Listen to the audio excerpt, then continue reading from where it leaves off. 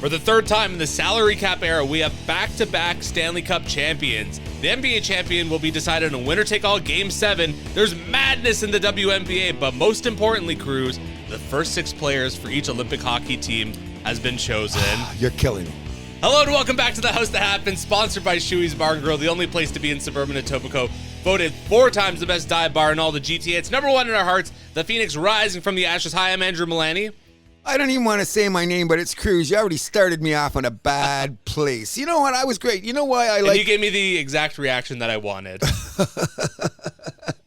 You know who's agreed with me? The only guy on TV that's I heard anything about this is our good friend O-Dog. He said, what? Why are we doing this? Why? No one's been able to give an answer about why this is happening. No, but he went on a little rant. He goes, first of all, we ain't going to be playing until Jesus returns. Yeah, February. Yeah, we're not going to be going. We got a whole NHL season to go through. We got camps. We got free agents. We got agents. Yeah, we got a whole off season to go. Haven't played a game in the NHL. We still got to get through the first 30 games of the season. And, okay, let's pick the team now. Stop it. Oh, it's marketing. Stop Well, it. it's definitely a league thing. I can tell you that much. Oh, no doubt about it. And you know what? At this point in time, were you surprised at the 6 that were picked? Well, my pick it. for the Canadian 6 was off by 1. But I'd like to remind you to please give us a like, give us a comment, and subscribe. Really helps us out with the algorithms. And we'll move things on to our shout-outs. How you doing? That's my first shout-out of the day. Shout-out to Jeff O'Neill for agreeing to me. Like, why are you announcing this team in June when the playoffs should be over May 31st? That's another shout-out to Pierre Brunt, okay? Yeah. Really, don't you think hockey should be done by May 31st? Yeah. Well, I mean, at least like... First week in June then, because they stretched it out. That's how it was when I was a kid. Yeah, but now they keep stretching it out. The NBA's worse, but that's another story. I agree with that. I agree with that. I'd like to give a shout-out to Radhika. We celebrated her birthday actually twice over this past week. So we had a little thing on Tuesday, just me and her. We went out, got some paella. And then Thursday, me and her friends threw a little surprise birthday party for her at Miss Licklemore's at King and Spadina. Had a great time. Oh, that's excellent. Glad to hear. Radhika, I bet you had a most excellent time, didn't she? Yeah. Was she surprised? She was very surprised. Oh, that's the bonus. When the real surprise is a surprise. Yeah. Excellent. Excellent. How was the food there? Oh, Miss Licklemore's, that was my second time there. Great little spot for Caribbean food. Yeah. Great doubles. I had oxtail, which was fantastic. Good. Yeah. Maybe me and Mama, because we're looking at doing a couple things later in the summer, going to different places. We'll put that in the back pocket. You know what? Happy birthday. Thank you very much. There's a good Caribbean restaurant actually in my backyard, like 5 minutes away from my house, I just found out. Oh, really? Yeah. We found one over here, too, in our neighborhood that's buried away. The proprietor is a wonderful lady who keeps the tunes cranked all the time. Where's the music coming from? Because she hopes that people hear it and it attracts them to the restaurant, which is interesting. That's smart. Yeah, reggae music just to go. And I like reggae music. As a matter of fact, when someone tells me they don't like reggae music, I question that person immediately. There's something wrong with them. They're just not chill. Whatever. If you don't like reggae music, I don't like heavy metal. Okay. I don't like classical. Okay. I hate country music. Okay. I don't like reggae. How do you not like reggae music? I don't understand. That's completely insane. Well, go to Jamaica, come back, you'll be a changed person. Oh, 100%. But you know what I mean? There's all kinds of music out there. Pick what you want, what to do. But the one thing I just don't get is when people say, I don't like reggae music. Well, you don't like happiness? Come on. I'm a classical guy, even though I can understand why people might not be into it. What's that? It's basically classical music. Oh, I went on a classical run the other night. We went from Exodus in that movie to Enrico Moroni from Good, the Bad, the Ugly. Yeah. All of that. We were playing it outside, me and my buddy Mike. Mike, who's working on his album. Shout out to Mike. His album's coming. I'm going to promote it big once it's done. But we were talking about how you get to music and how you get the songs nowadays. And we had the classical going. But you know what my dog walk was this morning, right? What? Chopin. Okay. I played my Chopin when I walked the dog. Some of my neighbors go, wow. And some neighbors look, it's kind of weird. Come on, Big Dog. What kind of music's he playing? Good. I'm a big fan of Holst, The Planets. Oh, cool. Yeah. Cool. Mike brought that up, by the way. I think it was Mike. Great piece of music. I love all that shit, man. Also like to give a big shout out to Le Mans. We had it last weekend. AF Corse won the hypercar class with Phil Hansen, Yifei Yi, and former F1 driver Robert Kubica. Wow. Yeah. That's out in France. Yeah, okay. Yeah, it was huge, though, right? That it was the on biggest TV. endurance race on the calendar of the year on this planet. I seen the highlights and stuff. I didn't know what it was until I heard the endurance thing, and I said, "That's insane." It's cool. Even like on YouTube, they'll have like live 24-hour like live feeds of like on some of the cars. Yeah, I heard that. So I was like checking in that, like in and out of that. It was pretty cool. Yeah, good. Congratulations to that winner. A race that maybe we'll see our boy Max Verstappen in one day. Oh yeah, he'll try anything. God bless Max. I love him. I got a weird shout out. Okay. We know who Brock Lesnar is. Okay. Oh, is this about his daughter? Yeah. Did you hear that? Yes, I did. That's amazing, man. One shot over. Wow. She's got daddy's strength. One shot, it's over. They're already talking. She's going to the Olympics already because she's young enough. She's already. But they were saying in a competition, it's the first time it's happened where the competitor walked up, shot the put or whatever. It was over. One throw. That's awesome. Good for her. Good for her. But that's the main reason. If she had a one, and like we know a lot of athletes' sons and daughters are out there playing. Yeah, we could bring them up. We could be here all day. But the reason I had to bring this up is because it was the one-shot deal. You know what I mean? And guess what? She built like daddy, looked like daddy. Wonder what her boyfriend looks like. I don't know. I'd like to give a shout out to the PWHL. Hannah Miller, unfortunately, is signed with Vancouver. So Toronto losing. I liked her. Yeah, Toronto losing another player. But Natalie Spooner and Jessie Confer, each signing 2-year deals to stay with the Scepters. Thank you. Now, can you guys work on the uniforms? Apparently, they're some of the best ones. When you really look around the league. It's like Montreal's like, you think they look nice at first, but then you look closer and you're like, I'm not a big fan of like the vintage white, they call it, the off-white. You know why that one looks funny? Because it looks like you went to one of those Salvation Army boxes and you pulled it over and you found an old jersey. Hey, it's old, I'll wear it. Just make it white. Yeah, exactly. Because it looks like it came out of, because at first I really liked them too, and then I seen the other one, I went, hey, that St. Louis did that with their outdoor uniforms a couple times. It just looks bad. Yeah, it looks like something you, like, oh, has it got a hole in it? Has anybody been eating it since it's been in the closet or some shit? Like ketchup stain on there? Yeah, it's not, no. But you know what I mean? But anyway, for the Miller girl going, she's kind of a decent player. She was one of our top scorers last year. That's what I'm saying. And then to lose her like that. But then again, they want to balance the league. You don't want no one to suck. This is the only way it's going to go forward. And the PWHL had a solid season, even though they're the same winner. And there's a good possibility what Minnesota lost was not a lot. They could come back right next year. Oh, boy. Yeah. I know. I go, how come they didn't lose this or this? Like, I mean, they lost a couple of players of name, but they're so stacked. Yeah. That I think the main people that they wanted stayed anyway, so they're in good shape. Definitely. Any more shout-outs from you? That's it for me. Okay, I got a couple more. First of all, I want to say that we all speed. So can we not make Shedeur Sanders an issue because he's a young kid with a great car and he was speeding through Cleveland to get to practice? Can we stop all of that news? It could be Andrew Milani speeding on the 407, getting home at night. 407? I don't have that much money. Okay, well, whatever the case may be. You know what I mean? I hate that. Like, you know, people make mistakes. Your kid. You ever speed in your car before? It's been a long time since I've been caught for speeding, but yeah. But you have been caught for speeding, right? Yeah. Oh, gee, guess what? Once upon a time, I got caught for speeding. I'm going to go do a poll right now for anybody that I know, especially men. When you were under 25 years old, did you get a speeding ticket?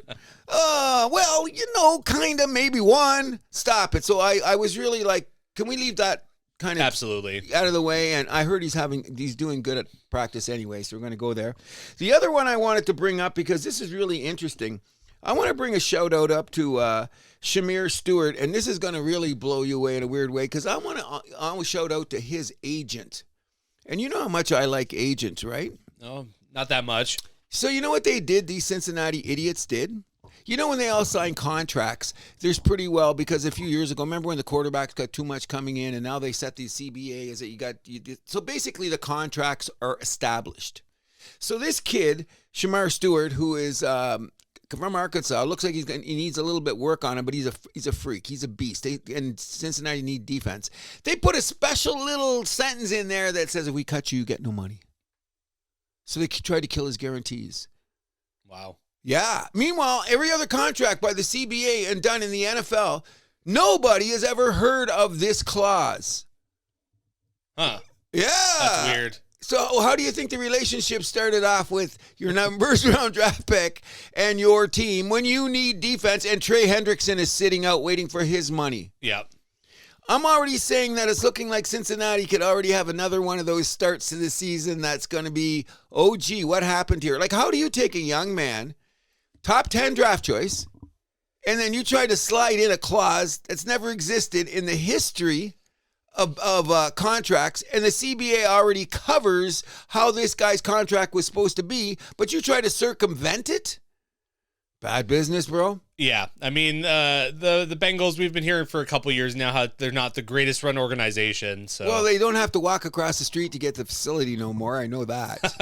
Okay, they can actually get in. They have state of the art workout room now, which is something they've just gotten in the last 18 months. No, but it's not about that. It's about how they treat their players. That's like, didn't they have someone last year that was complaining all the time? They say they do backdoor weird shit. Like the owners are like, okay, you can be a penny pincher, and I want you to save your money, but then there's respect for your players and the team and the reputation that you have when you're going on the field, because Cincinnati's a solid fan base. I think it's more disrespected for the fans than anything else, right? Definitely. And I got one more shout-out, which I think is the shout-out of the year so far. Did you get this shout-out? Can I do this shout-out?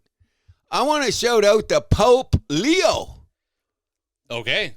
Did you hear his summation of how the world works, and he used sports as the analogy? No, I missed that. Oh, go look it up online. I get a shiver. In his Chicago White Sox hat to boot. Badass to the Pope. We already had our discussion about we're not a political show. We're not big on religion, whatever you want to say it, but someone in his position to say how the world should work. Like, with compatibility, hard work, all that stuff, teamwork, understanding your neighbor, what you do in the community. If you get it to anyone out there, just go and read what the Pope said about sports, just because that analogy could work in any aspect of life and any aspect of any workplace. And I was tremendously surprised that it took this many years and this many popes to come to the podium and say, you know what I'm thinking? It was really, really cool. When I read it, I was really, really, really surprised. And he's a Chicago White Sox fan. Yes, he is. Much to the chagrin of who? Michael Wilbon. Oh, Cubs fans, yeah. He said, when he first heard about this, he's Chicago, I heard Wilbon say, this guy's a Sox fan. We're going to have issues. Well, Mike, guess what? He's a Sox fan. You see him in his Sox hat? You've seen him in his Sox hat. Well, I've seen the famous one when he was at the World Series game. Oh, yeah, he was at the World Series, too. Yeah. So 100%, But anyway, big shout out to the Pope for recognizing that sports are a little more than just kicking a ball, shooting a puck, trying to get something in a hoop. It's the aesthetic of doing it. All the other factors that come with it are life-affirming, life-bettering, all that kind of stuff. So to Pope Leo, I like you even better now. San Fran Sluggers, where do we stand with them? Zachary Cruz has moved into the second slot in the batting order, and he's done an outstanding job. He's hitting very well. Son, stay at the second spot. Stay everywhere. I just got one thing to say to the team. We puked up that first game, guys. We lost 13-12. We threw the game away. It was brutal. We did so many stupid things that it's unbelievable. So I'm just going to say this. I'm not going to say any names, but everyone knows and I'll shout out to Mr. Curran for telling the oldest first baseman on the team to quit being a petulant little bitch, which I might have been for 2 seconds. I'm a competitor. I thought you were outfield. No, I'm first base. Good. And I played my best game of the year defensively at first. My arm shot, so it shouldn't be thrown. So they threw me at first base, and they're going to leave me there now because I did the job. But that's not the point. The point is, guys, we're this close to, and the second team came up, and they were short a player for a while, and we crushed them. Oh, we had a good night. We got crushed. No, we should have won the first game. Everybody tied their shoes a little bit tighter. We pretty well figured out where everybody is on the team, and I'm really glad when we only have 10 players and everybody's got to play every inning like we did last week, and that means old man out there for 14 innings. Everyone knows their position. Everybody's behind everybody. Everybody's really being good. Bellardi on the mound. Don't worry, John. You're doing a great job. Throw meatballs. And once again, I want to shout out to the league for getting better umpires for taking away a home run for Cody McDonald. He hit one out of the park. The ump said it went foul. It was in. It was inside the post. But the ump said, well, I didn't really see it. The guy that was playing in left field at the time, he looked the other way. He looked at home. He turned his back. And then the ump said, foul ball. Oh, yeah, that's what we said. But anyways, Cruz will not bark at refs. I will try not to when they make blatant mistakes. But then we had one of those things. Andrew, where the ref gave me a shaky call. didn't give me another one when he pulled me aside. He goes, I think that guy was kind of safe in that play. I said, I thought so too, but you gave it to me because maybe I screwed up on the other one. I had a double play. Guy hit the ball right to me on first base, tagged the guy running, and the other guy had to run over to the base. So I'm looking down, and I could see my foot touch the bag before him, but the ump didn't have that angle and called him safe. And I was not happy with that. But in any event, I will not talk to the referees like that anymore. I wasn't obnoxious, bro. Okay. I let him know that I thought he was screwing up, but I thought it was really cool that the ump, and he's my age almost, the ump came over and we had a 30, you know what I did? You know what he did? And we said, okay, then we're even. And the rest of the time was good. Because I like, you know what, if you make a mistake, an umpire is going to be honest with me later, then I completely said, okay, Cruz, put that in your back pocket. That's baseball, move on. But anyway, the Sluggers, I think that we can win all of this if we just do a little bit of tightening up, guys. Don't give up on fly balls. Cover your player. And every guy in the batting order is Aaron Judge. Think about it like that, and we're all good. Sluggers are doing good. Big guy who's running the team. Everybody on the team should know my son, Zach. He's doing a great job of running the team, but he's finally had the confidence to put himself in the second position. He hit number 2. And I must admit this, not because he's my son. He was ripping the cover off the ball, so stay where you are. We'll get you out for a game, buddy. Yes, we will. Any more shout-outs? No, none that I can think of. All right, then we'll move this on to the Stanley Cup Final, which is concluded. It concluded on Tuesday with Florida winning the Stanley Cup for the second year in a row, so big congratulations to them. Panthers won Game 6 in dominant fashion, 5-1. Sam Reinhart, 4 goals in that game. McDavid, Draisaitl, and Perry, all pointless, and were each a -4 in that contest. Oh, brutal. Cruz's favorite, Sam Bennett, won the Conn Smythe Trophy. Only the 7th winner to not have any other award. I heard that. That's pretty interesting. When you put that, yeah, you pulled that out. I've never really heard about that factor being in there, but it's quite interesting when you bring it up, you know? It tells you a player's value in the highest level, under the most stress and all that other bullshit. Not that I'm a Sam Bennett guy. Yeah, but Bennett, he did leave the playoffs with 15 goals in 23 games, setting a Stanley Cup playoff record with 13 road goals in a playoff season. Also, what I found interesting was that 3 of the 4 times that Florida has been in the final, the cup has been presented in Florida. Yeah, interesting. First of all, we have to give Florida their due because this is a back-to-back, not only back-to-back, this is 3rd year in a row. Now, we had a little discussion about this in the pre-production meeting about what significance this is. Well, this is the first team. There's only 2 teams that have gone to the Stanley Cup 3 times in a row since Edmonton in the 80s. Yes. That's 2 Florida teams. We'll get to that in a bit. We've had that discussion, but 2 Florida teams. The Panthers did a little bit different than Tampa in the event that Tampa lost the first one, won the next 2. Opposite, yeah. That's Florida lost the first one, won the next 2. Tampa won the first 2, lost the third. Yeah. So whatever the case may be, I think it's significant to look at the fact that this is, I know you're not really saying it's a dynasty, but you got to win 3. What's that? You got to win 3 for it to be a dynasty. Got to win 3? Yeah. That's not going to happen. Like, you got to give them credit. So you're going to say Chicago. Let's get to the meat of this. You're going to say Chicago is a dynasty. They won 3 in 6 years. They didn't even win back-to-back. So, okay. So you're going to say that's more significant than going to the finals 3 years in a row and winning 2. Yeah, because you won 3. Well, I don't know about that. I'm starting to. We were saying with Tampa, like we were like they're going to be a dynasty too, but they had to win that 3rd. Okay, they had to beat Colorado, which they didn't. Full disclosure, Andrew Milani hates both of these teams. So let's just cut to the chase on this. So I believe some of his diatribes are going to be... I'm not their biggest fan. There you go. So I think he might have a little bit like I think Tampa I hate more just because like everyone just like sucks their dick. Oh yeah. And it's like, guys, they're not that good anymore. No, okay, whatever the case may be, they made some runs. They're still making the playoffs.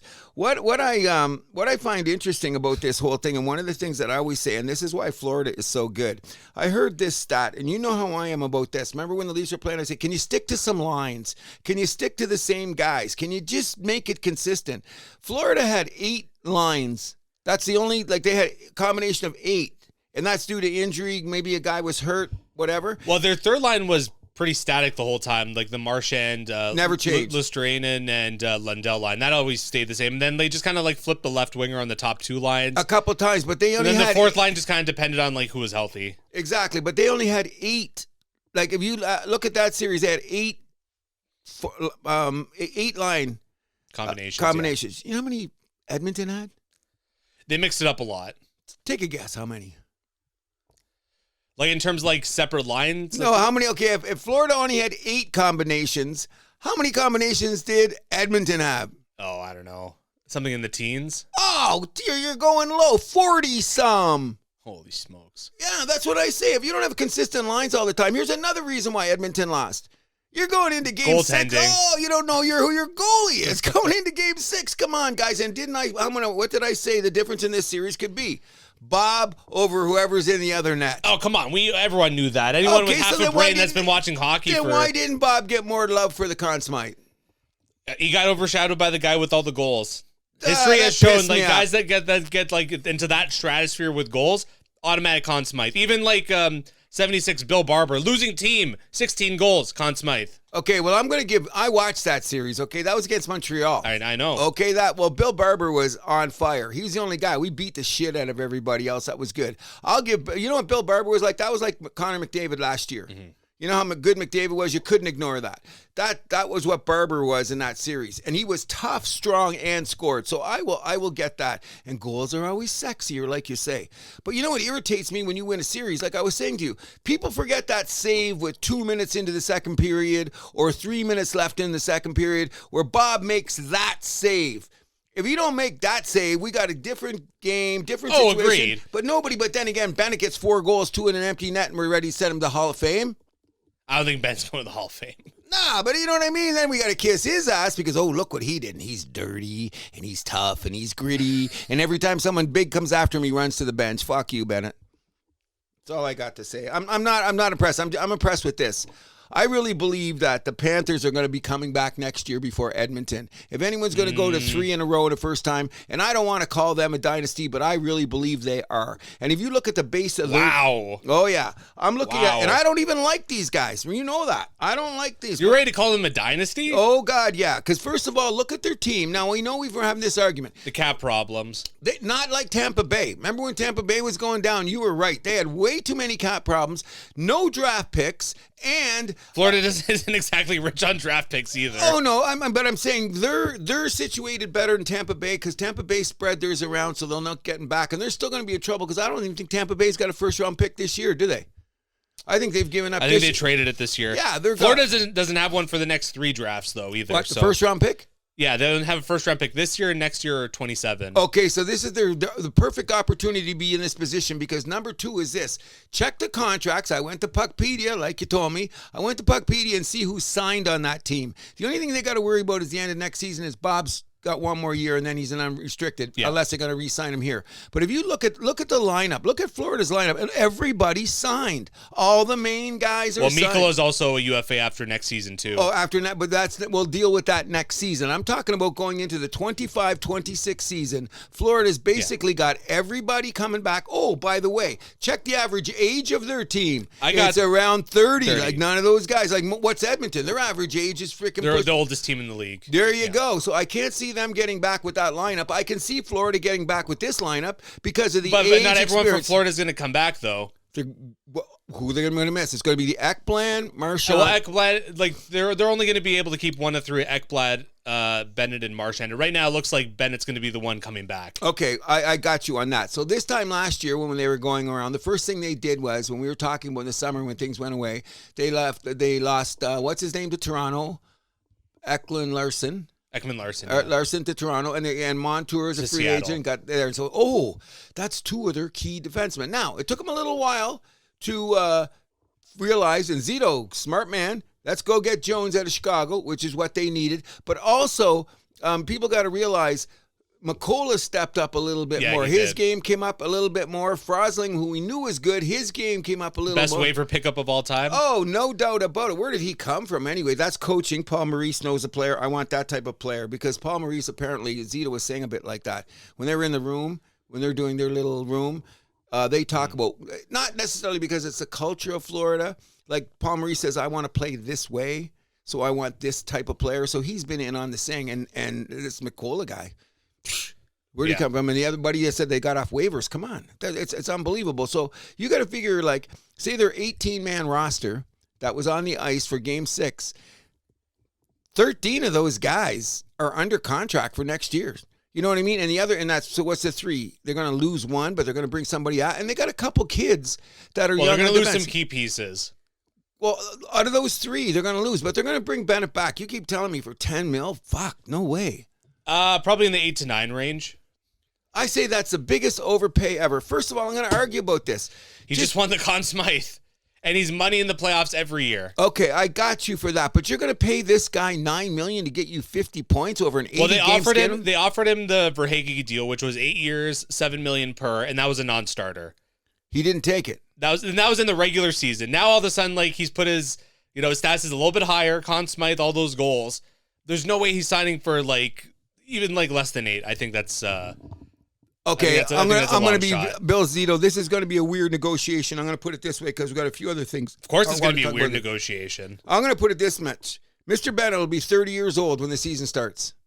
Never scored more than 50 points in a season, or 50-some is the most he's had. Solid player, don't get me wrong. I love the guy. I mean, I'd have him on my team at the drop of a hat. Don't always like the way he plays. He's a little bit freaking filthy as long as he's got a bigger guy on the ice with him. One of those motherfuckers, you know what I mean? But he can still score. And he makes a difference. And the penalty killing the intangibles. You can't, that's a problem. You can't grade intangibles in a contract, but he's got them. Okay? Well, you can, but you can. It's one of those things. Well, the agent can't come in and say, oh, he freaking pissed this guy off in the third period, not what you want. I mean, I wouldn't be put it past an agent to be like, hey, look at this shit he did. Look at this shit he did. It's not on the paper, but I can see it. There's video, look. Okay. That's going to tell Bennett. If he signs for more than $8 million, I will lose my shit. That's bad business.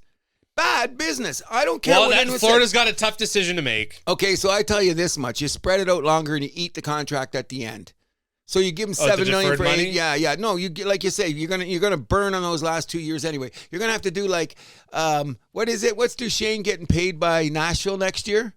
$6 million. And buyouts? Yeah, but the buyout. Oh my God. So thinking that he signed for a nice contract. So, what's Jack Campbell's buyout looking like? Oh, his is another $6 million. They're paying him $5 million. That's on Edmonton's thing. They're paying him $5 million. I went through the whole Puckpedia. It's like 2.3 against the cap next season too. It's bad. We'll talk about Edmonton a little bit later. But anyway, and Duchesne is more. His hit against the cap is higher. Big contract. Yeah, but his hit against the contract, I think against their probably bonuses. That's why. That's what fucks up the buyout. Okay, but so what happened is I think he's $4 million against the cap from Nashville. I think it's nothing.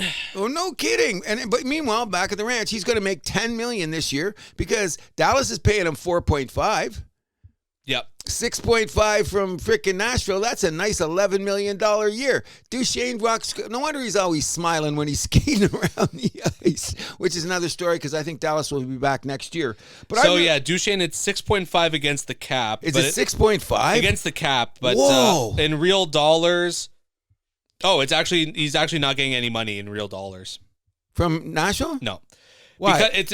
Because the cap hit gets fucked up because of the bonus structure of the contract. Oh, okay. So, but he's not getting any real money, but still fucks up their cap. But he's already got paid. He already got his money. Yeah, he got his bonuses. Yeah, okay, yeah, I understand that. But I mean, the team, that's what I should have specified. He's not getting paid $10 million this year. He's already got paid the 6.5. But the fact technically he is. I'm just saying against the salary cap at 6.5? 6.56. Oh. And Nashville just made a trade to take on some cap too, which was interesting. We'll talk about that a little bit later as well. Okay, well but back to Florida. Okay, so the thing is, you got to look at it this way: Bennett's 29, Marchand's 37, and Ekblund's 29. So Ekblund, I always say this is the Cha-ching, time to cash in. You got it. So both of them. Marchand, I can't see. I see Marchand is going to be blowing Zito to stay in Florida, in my opinion. At that age, at his money. I don't feel sorry for Marchand because he took that deal at the time, which he thought was great, which it is, and he's going to have money for he's never life. complained about it. No, and at the time he does. No, why should you? It's a Michael Jordan thing. If you signed, shut up. Well, Scottie Pippen, you mean? Well, we're not going to go there. But you know what I'm saying? You never heard Marchand complain. At that time, that money looked pretty good. He was on some good teams, got to play some good guys. Well, got a ring. Yep. Okay, so all of that. So I'm saying he won't come back unless he comes back for $4 or $5 million. Which I can't see. Because you think someone's going to overpay him too at 37? How many years? 3? I can see the Leafs doing a 3x8 deal. What? You know what? I just ran out of weed. What do you got in your pockets? What did you do coming over here? You just say that again. What are you accusing me of? I'm just saying, you just said something mad. You said 3x8? And you're chasing Marner out of town, which we'll get to? Stop. I'm not chasing Marner out of town. Okay, I know you're not, but just wait a second. You think that's going to be on the table?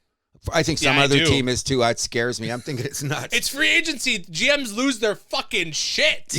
We've seen this. I've seen this movie before. It's hilarious. Okay, but I can't pay a guy that's 50 points, $8 million a year for 7 years at 30 years old. You're paying for intangibles. Here we go again. He's got a good agent. I wonder who he is. In any event, that's why I say Florida will be back. Because I said, I think they got about 13 or 14 guys already under contract. They got Bob coming back. They're probably going to get Benny back. These guys too. I'm saying, you know what? I think that's the... Because Tampa Bay, don't forget how hard they fell off after that third time going to the finals. Well, because they had already blown their load, and a lot of guys had left town. It wasn't the same team. It was still mostly the same guys as the last year, though. Let's be honest. No, but they lost about 4 or 5 key guys when you looked at it that left town. A couple. Yeah, and a couple of fringe but that guys. Third time, but like I feel like that third time they made the final, they like swapped a few of those players out. The problem is they locked in a bunch of those guys into big contracts. Great. Right. But it wasn't like that heavy of a turnover. Like it was still Stamkos, Hedman. Like the key players were still there. You got a point. So, well, that's what I'm saying. Florida's key players are there, but I'm going to say this. Here's one thing I'm going to say. That's what I'm saying. Okay, so let's look at it this way.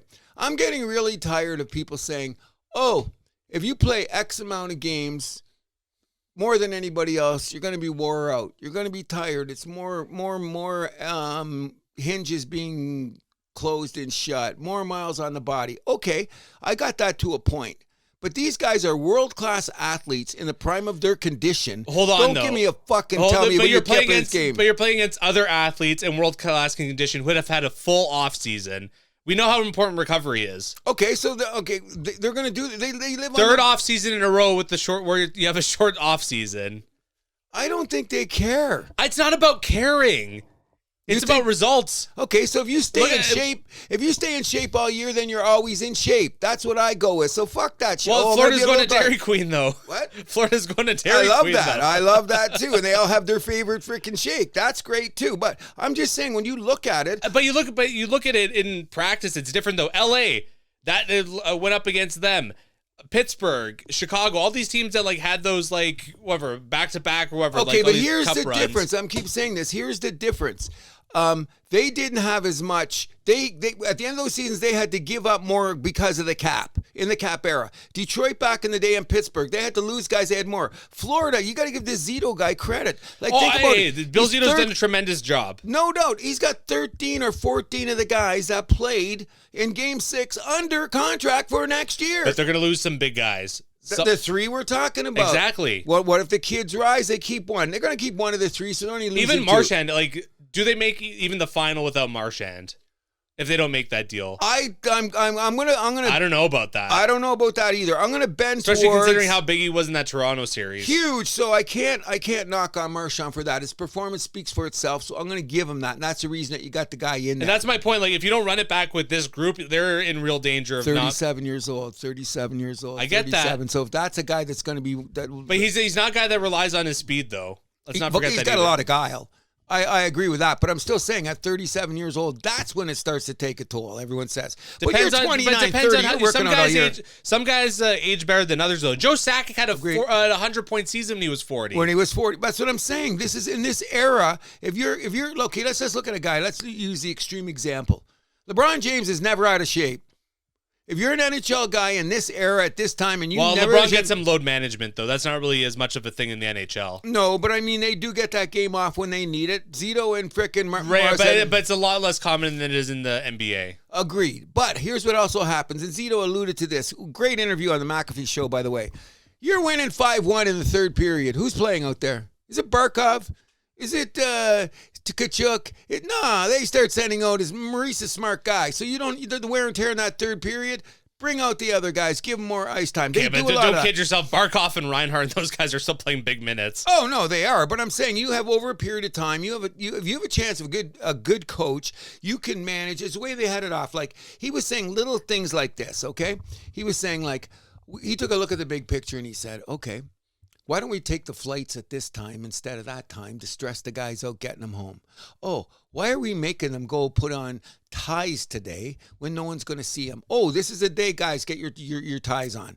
The way that he... Ties? You're factoring that in? No, I'm talking about the whole way they operate their team. They operate in comfort of what's going to make the players happen. Not like some teams have a strict, you're on the road, suit, tie all the time. Like those little things, they've done enough to loosen it up. The thing that you don't think is a big deal, which I do, is they say 12 of these guys live all within walking distance of each other. Okay, taking buggies to the cart with no taxes in Florida. Things look good for the Panthers. Taking buggies to the cart. What golf do you mean? Carts. Oh, it's a joke. They're in Crocs and golf carts to go to practice. That's hilarious on every level when you think about it. But they have Fort Lauderdale. Exactly. So, but you know what I mean? When you look at all those, like Zito was explaining, it doesn't seem like much in the big matrix. But when you're going through a grind of an 82-game schedule, any little thing that you do to make your players smile, that will help you when you get to the end of the race. That's okay. I got that, but I'm liking that. But 3 Cup Finals is 3 Cup Finals in the Cap era. That's it comes back to bite you at some point. I'm saying that Florida I never even said this last year. But this year, I know you were very low on Florida coming into last year. Oh, yeah. I'm saying, okay, they got to be. Now I was the only one that had them in the final in our preseason pick. Thank you. Good for you. But I'm saying, now that I've looked at it and done a little more research, looked at how these guys work out, how their training regimens are, where they live, the comfort zone, I'm going, and their ages. So you think they're going back to the final next year? I think they have a way better chance than Edmonton. Are they going back to the final next year? I will say I'll give them a 70% chance of getting back to the final. Sitting on the fence. Well, I can't give them 100% because say there's a couple injuries. Would you bet a beer on it? I bet a beer they get back. I'll bet a beer. We're shaking hands. I'm betting a beer for Florida. God, I'm going to go stand in the corner when the show is over. But being positive about Florida, fuck them. Anyways, the thing about them, too, that you can't deny is Maurice has got defensemen that play his style. Like McCullough coming up and all those guys, he gives them roles. That's great coaching. Agreed? Sure. You know what I mean? Look, some of these guys they got from somewhere else, they moved them. Even the Schmidt guy, 33 years old. Have you heard of this guy before? Yeah, of course. He's played on some good teams. Yeah, he's been solid, but all of a sudden... He was one of the original misfits for Vegas. Oh, yeah, that's right. Yeah, because they couldn't afford to keep him, right? Wasn't that one of those deals? Yeah, he was their top scoring defenseman their first couple seasons there, though. I think it was his first season, but he's 33 years old now, so he's been around a while. But I mean, but what I'm saying is he fits into Maurice's style. This is how you're going to play now. Seth Jones, this is how you're going to play. McCullough, this is how you're going to play, and that structure works really well. Plus the fact that they're completely dirty motherfuckers. So the question is this. Have we seen a change in the NHL where it just seemed like Tampa Bay, the fastest team in the world? Tampa Bay was low-key dirty, though. Very low-key, but you can't... They were still... Tampa Bay was like, how dirty they were did not get enough press. I agree. But Florida, what's on the front page of them? Well, I mean, they put it out there. Okay, so that's what I'm saying. It's a little bit different on that way. So psychologically, the intimidation works sometimes for Florida. You know what I mean? So I would argue it worked for Tampa, too. Okay, so what does that mean? Is the ice tilted that you need to be that tough all the time to win the Stanley Cup? It's always been like that. Sometimes you can win with pure skating. Who? Pittsburgh. They had some tough guys on there, though. They had a couple guys on the bench to protect Crosby. Otherwise, they skated your ass off. Same with the old Red Wings teams. They had enough grit, but they skated. But they had like Shanahan, they had Chelios. But those guys could skate and score. Yeah, but they were tough too. Punch you in the fucking head. Agreed. No, you have to be tough to win. Yeah. I'm not gonna deny that. But remember in this last few years that we're talking about smaller players are getting in because the game is faster. They're taking out the goonery, all of that. But it's a balance though, because we talked about this. You need that skill to get into the playoffs, first of all. I got you. Yeah. Got you. Okay, so you're going to pay $9 million for Bennett, who's not guaranteeing you to get in the playoffs over those 18 game schedules. You're going to wait for him and hope he does in the playoffs? Yeah, you're going to overpay for him to be a second-line center for you in the regular season, for sure. Way overpaid. But anyways, I'm just saying, I really think this is dynastic because I'm not sold. Okay, I went back to 1980 and I checked the whole trail coming all the way down to now. This is only the third team to go 3 in a row since the Oilers, bro.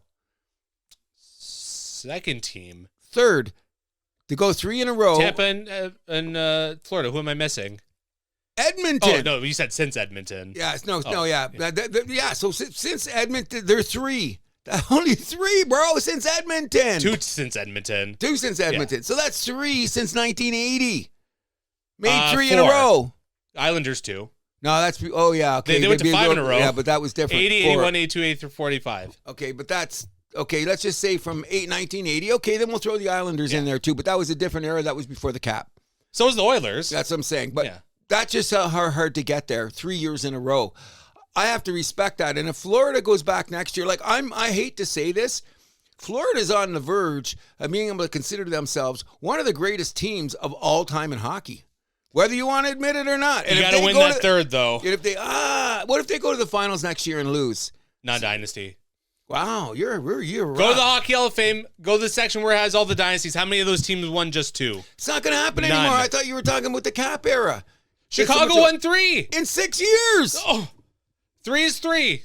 Okay, I think that it's harder to go 3 years in a row than win 3 and 6 because then you can bounce around the salary cap, take a year off, move guys in. No, it's harder to win 3 in general. I agree, but I mean 3 and 6 years. They still won thrice. That's so did Pittsburgh. Pittsburgh won 3 in what? 8 years? Okay, yeah, Detroit but won 3 and 7. Detroit won 3 and 6. I would put them in that Chicago category. Yeah, but Detroit went back to back. They went back to back as well. And Chicago never went back to back. LA never went back to back. That's what I'm saying. When you to be that consistent. Chicago had that run though, like 13, 14, 15. They went to the conference finals. I don't want to. And they lost to a very. Hold on, LA. What? They lost to LA. Yeah, who won the cup that year? LA. Okay, so I'm not denying, like if you want to call Chicago a dynasty, I'm not going against that. I'm just saying if you're going to call them 3 and 6 years, and I hate Florida. I like Chicago. I like Taves. I like what was the 2 defensemen? Keith and Seabrook. Oh, yeah, I love playing them. Belfour back there with that baseball bat in his head. Who was the goalie on that team? Corey Crawford. I mean, Corey Crawford with the swinging stick. I love that. Don't come into my crease. Who did he learn that from? But you know what I mean? So I do respect them as a dynasty. Everybody listen to the show. Like I said, give us a like, do all that stuff. Please listen to this. I'm not trying to say I like the Florida Panthers here. Let's just cut to the chase. I don't know. It sounds like this is our journalistic look at the season epilogue. Florida is they're an all-time. Okay, they're not the top 10 greatest team of all time. If they go next year, they're going to have to be considered that, especially in the cap era. That means what if they go? That's a big if. If they make it to the finals next year, that's 4 in a row in the cap era. That's impressive. Probably never see it again in our lifetime. Never say never. No, I won't either because the odds. People thought we'd never see back-to-back champions again, and we've seen it 3 times in the cap I never era. believed that. I never believed that. I was starting to believe that. I never did. I said if you play your cards right, you could get back-to-back. I always believed that you could be a back-to-back, and that was my standard for telling me you were a great team. So in the cap era, if you won back-to-back, I'm putting a little asterisk beside you. You got back-to-back, which is why I don't want to take away from what Chicago did, because Chicago was great for 6 years, and the 2 years they got knocked out, was it both times by LA, who was the cup winners? Yeah. So that time in 14. Like, I think it was like, was it those 3 years in a row where they met like in the conference finals each of those times? It was insane. Yeah, that was great hockey. Yeah. That was great. Those were great series. Yes, they were. They were outstanding series. Which is one other thing I wanted to bring up here. How great really was this series? It was good at times. Wah, wah, wah, wah. But come on, there's 2 blowouts in there in this series. So okay, what here's happened. Everyone had a hard on because the first 4 games it was freaking 3 overtimes. Okay, yeah. Okay. So guess what? Florida dominated this series. No way you look at it. Agreed. Edmonton had to come back from a 3-0 lead. That was it. There, they blew their wad coming back from that 3-0. That was last year. No, 3-0 in the game. Remember one year they were down by 3 goals this year, and they came back and won in overtime. That was Edmonton's freaking comet across the sky. Outside of that, there was total times where the Panthers dominated the ice. I agree. Look at the hits difference alone. Well, we talked about Game 6. McDavid, Draisaitl, and Perry all -4s and pointless. Oh, my God. What happened there? You know what I'm saying? So that's complete domination by Florida. So anyone that's telling me there was some exciting moments. And when Florida coming back and they had to go to overtime, anytime you have an overtime game, it's decent. Yeah. How did you get to those overtime games? This should be re-examined. You know what I mean? So Edmonton had a lot of luck on their side to keep this series going as long as it did. Well, I wouldn't say luck. I mean, they made their opportunities, right? And they killed themselves to get there, and they didn't have enough gas in the tank as Florida did. Agreed. You know what I'm saying? So I don't think this is an all-time great series. Not a chance. I think last year's was more impressive. Oh yeah. Only because Edmonton wouldn't die. Yeah. But that's it. But this series here was no. I would say 2 years ago when Florida got knocked out by Vegas when they beat the hell out of each other. That was a better series. I mean, it was over in 6 games or 5 games, whatever. Five, I think. But whatever. But because Florida ran out of gas, but they were ready to punch above their weight. Because remember, Florida only got in because of last night Pittsburgh screwed up. Pittsburgh lost the last 2 games of the season against Chicago and Columbus. Or Florida wouldn't even in the playoffs when you think about that. So think about the butterfly effect of that. Oh my God, unbelievable. So in my opinion, I think that Florida has a great chance of getting back there. Just looking, I was stunned. We'll see how their offseason goes. Okay, but how about that? Let's put it this way. Tampa Bay did not have all the players signed that Florida had signed when they came in. When Pittsburgh went back-to-back, they didn't have all those players signed for the next season. Who else? Pittsburgh, I feel like they did. Oh, well, the problem was they played the expansion draft wrong, and they let the whole Fleury situation, which made no sense. They gave Vegas a second-round pick to pick Fleury, which, like... I never got that either. That felt like a scam. That general manager is no longer around, of course. Yeah, he's fired. Rutherford. Yeah, because Rutherford did crazy ass shit on every team. Some worked, some didn't. Exactly. Okay, so how are you going? Exactly. So where do you think Edmonton stands? They're not going back to the finals next year. No way. Hold on, never say never. I mean, they got here twice already with subpar goaltending, but with the Oilers, they're being investigated for breaking LTIR rules with Evander Kane. That's crazy. Eventually had to come up. How do they figure out he broke the rules? Why? Because he just skated. Because he didn't play a single game in the regular season. All of a sudden, playoffs game 1. Oh yeah, I'm good to go, and he looked like he didn't skip. Kucherov did that too. What did he miss? 50 games? I'm not sure. Kucherov did the same. He was the template for this shit. Remember the first year they won the Cup? Well, I mean, then the NHL. I mean, whatever. Like, it's being investigated, so we'll see what's going to happen here. But you know what's going to happen? They probably got a tip about some foul play. Okay, so then when they get in the room and they're all going to do it, it's going to be like that case with the junior guys in London right now. Case dismissed. That's coming, but that's another story. That's how it's going to go there because you know what? Every other team is going to be too scared to freaking poke because they're going to, you know what? Well, let's look in our closets. What have we done? So, you know, because remember, how many times... Could be a team with... Well, we don't know where this is even coming from, so I don't even want to speculate about that. Okay, so I'm going to say by the time the season starts, we won't be talking about it. It'll be a dead issue. Probably not, but, I mean, it's worth bringing up. Oh, I think it is, because the fact that it even came out, I went, what? Actually, I think he's one of the contracts that Edmonton should probably look to get rid of. Well, I don't know. Give him a whole season. I mean, he might be one. He's the grit that they need. $5 million against the cap. Oh, declining skills. Oh, but he's only 30, 31, and he's got the toughness that they need. Older than that. 32, 33. I checked. He's Tavares' age. Is he that old? Yeah, same draft as Tavares. Okay, maybe he is. Then he's 35. 34, 35. He's still a big boy, can skate. The reason that Edmonton can't get back is all the things that you're saying about Florida. Edmonton is in worse shape. They're older. They've only got $11 million to spend. But they have less free agents to sign, though. But all the free agents they got to sign aren't worth signing anyway. Well, they got to bring back Bouchard. That's the big one. Oh, yeah. No, that's their big... Who else they got to bring back? That's Corey Perry. I'd bring him back. What? He'll come back for like $1 million or something. Okay, if he gets that contract, he'll come back for $1 million. Only because he's in great shape. Connor Brown and Kapanen. Yeah, so like, you know, I don't think those are fourth line guys. Those are guys that are replaceable. Okay, so they'll found somebody else for $500,000 or something. I think Kapanen should have played more personally. I think he got better. I was surprised he was a scratch. Yeah, I was too. Like series. I said, why? Who's doing better? Because it felt like a desperate move. I mean, like as a coach, I'm sure you're just like, how many cards do I have left to play here? He's not stupid. He saw that they were being outplayed by the Panthers. He was outcoached too, I think. I don't care what anyone says. Well, I mean, there's a difference in experience between those two. I agree, but there was like sometimes Maurice is like, is he the most tenured coach? Like in terms of just like in terms of just overall experience? Oh God, yeah. Nobody touches him. Nobody. Cooper's getting up there.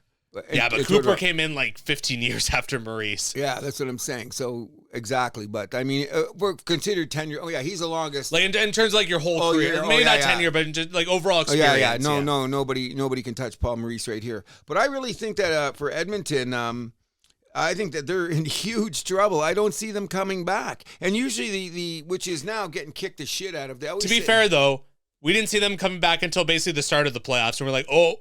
hold on, I see it again. Yeah, but it took him a while. Down 2-0 in the first round to LA. Didn't look good, did it? I'm just saying, you have McDavid, you have Draisaitl, you have Bouchard, who's got that bomb from the point. It's definitely possible. And a bunch of guys that can't tie their skates. Okay, so that's another deal. Toronto Edmonton final next year? Oh, we tried that this year. It didn't work out. No, I had second time's a charm. We'll see. No, here's the biggest thing that's going to happen. Let's see when July 1st rolls around and what they're going to do with McDavid's contract. Ooh, so I don't think it's going to press conference? Yes, I did. Very non-committal, which I thought I thought was surprising. I thought that. I mean, that was the. I don't sit on the fence that good. Okay.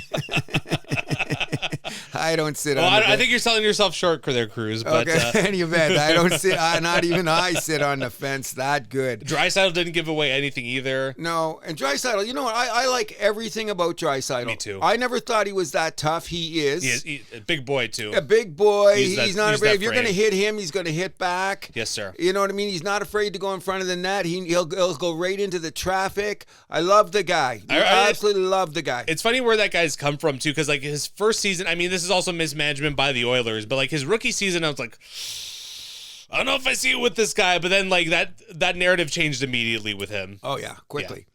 His skating ability alone, the way he skates is outstanding. Now he's very like McKinnon-esque, and like he's got that burst, right? and he's not afraid to take that burst right into traffic. Yes. That's what I think is really cool. I think that they're tied at the hips a bit. Like Draisaitl and McKinnon Draisaitl and McDavid must have had a talk about what they were going to do. What does the future hold? Of course. We don't know, but my opinion is this. I'm just saying I don't see this going. I feel sorry for Edmonton. Do you think he's going to leave? No, I think that they're going to fall back a couple years, and then we're going to have this discussion, a little thing about legacy and rings. We'll let that. We'll cross that over with NBA to NHL when we get to that. Well, okay? we'll get to that a little bit later. But exactly. If McDavid isn't signed by like, let's say August 15th, shit will hit the fan in Edmonton. That's going to wreck the team, too, because all year you're going to talk about it. It becomes a distraction. Everyone's looking over. Next thing you know, you're in 7th place, get knocked out in the first round, and he's going to Toronto. I was going to say, as a hockey fan, I'm kind of torn about this because you're kind of he's going to come to Toronto. Hold on. Because, like, you're kind of torn. Coming to Toronto. Because you're like, McDavid, like, you're so close with the Oilers. To Toronto. Like, but as a Leaf fan, you're like, oh, well, you know. Yeah, you guys should be thinking that, and you know it. So don't sit on the fence in this one, bro. Because what team is he going to if he leaves Edmonton? Probably the Leafs. What? Do you put probably in there? Take that out of there and say, first class ticket. Emirates might overfly him in just so he'll be comfortable getting here, and they don't even fly in Canada. Give him one of them planes to come in. You know what I mean? Definitely not flying Air Canada. Definitely not. And guess what? You know, I live by the airport. When I see them planes come in, you know what one impresses me the most? Emirates when it comes in. You ever see their planes? That's they're bougie. Oh, unbelievable. You notice them in the sky. I can't walk my dog without seeing an airplane, right? And I see them and I go, oh, look at that plane. You know what I mean? I can see drinks on the wings. You know what I mean? But that's another story. I really believe that McDavid will not take that 8-year deal. He'll be like Matthews. Like a 4 or 5 year deal. He will take a 4 year. He's not going to, because look, obviously Matthews was hedging his bets. There's no doubt now, because he was worried about Marner. Now Marner goes, he's pissed. I think it's just more like because they know the cap is rising, so like you just like re-up in 4 years and like cash hope for in more. Again. Okay. That's I've heard that more than once too.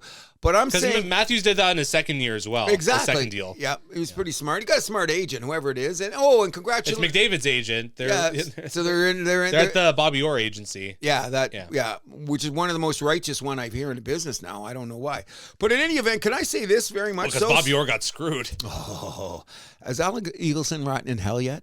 He should be. In any event, can we shout out to Austin Matthews, who's about to get married?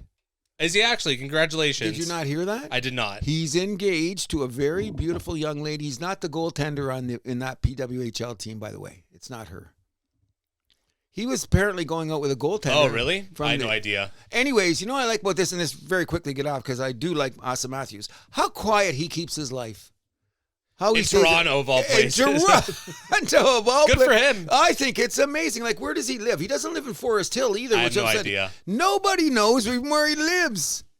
It's the way it should be. Thank you very much, especially in this city, because we'll get to that after this in a minute. One thing I just want to bring up before we'll end this, because this is like the epilogue for the series. And once again, congratulations to Florida. I think this is amazing what they did, even though I hate the fuckers. Here's the real thing I don't understand.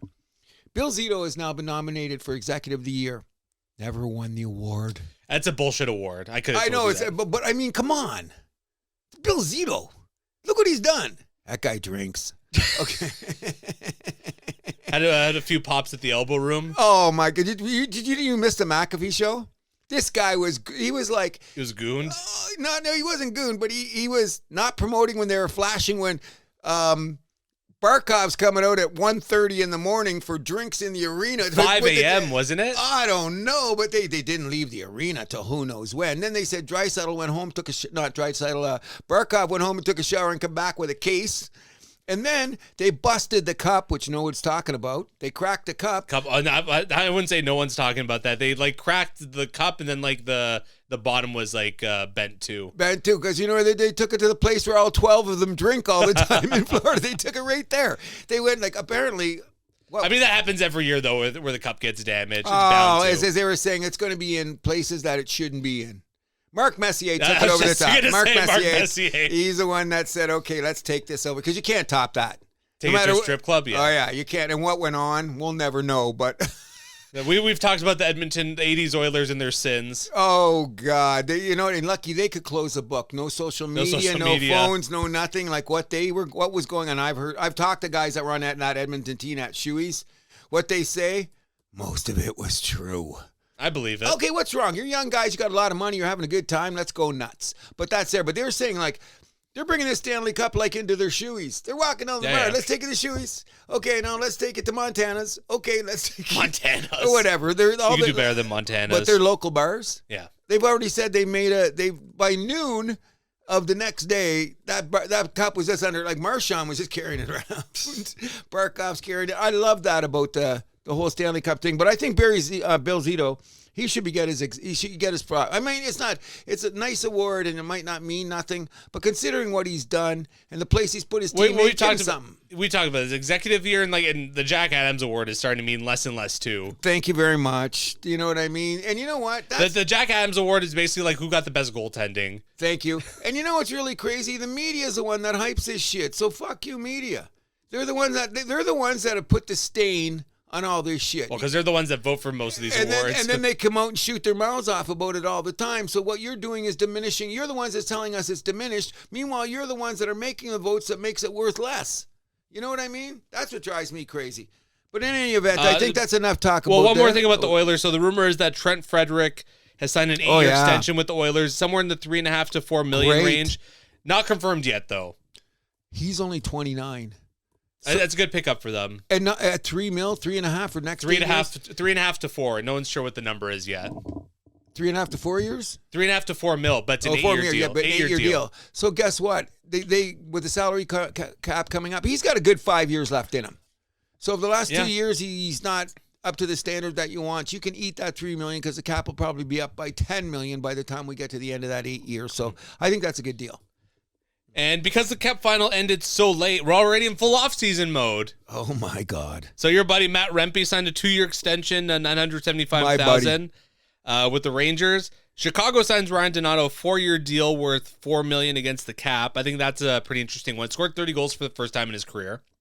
I think they're trying to cap him quick, though, right? Is that the deal? I think that's the idea. Yeah, in case he gets too I've always liked Donato, though. I think teams gave up on him too early. Yeah, and he could end up being with Bedard a bit more. We'll see. I mean, 30 goals is 30 goals, right? It's 30 goals. Yeah. Fabian Zetterlund signing a 3-year extension with Ottawa worth $4.25. I know he had a little bit of a tough time getting acclimated in that lineup, but towards the end of the season with Ottawa, played minutes on the fourth line in that series against the Leafs, which I never understood.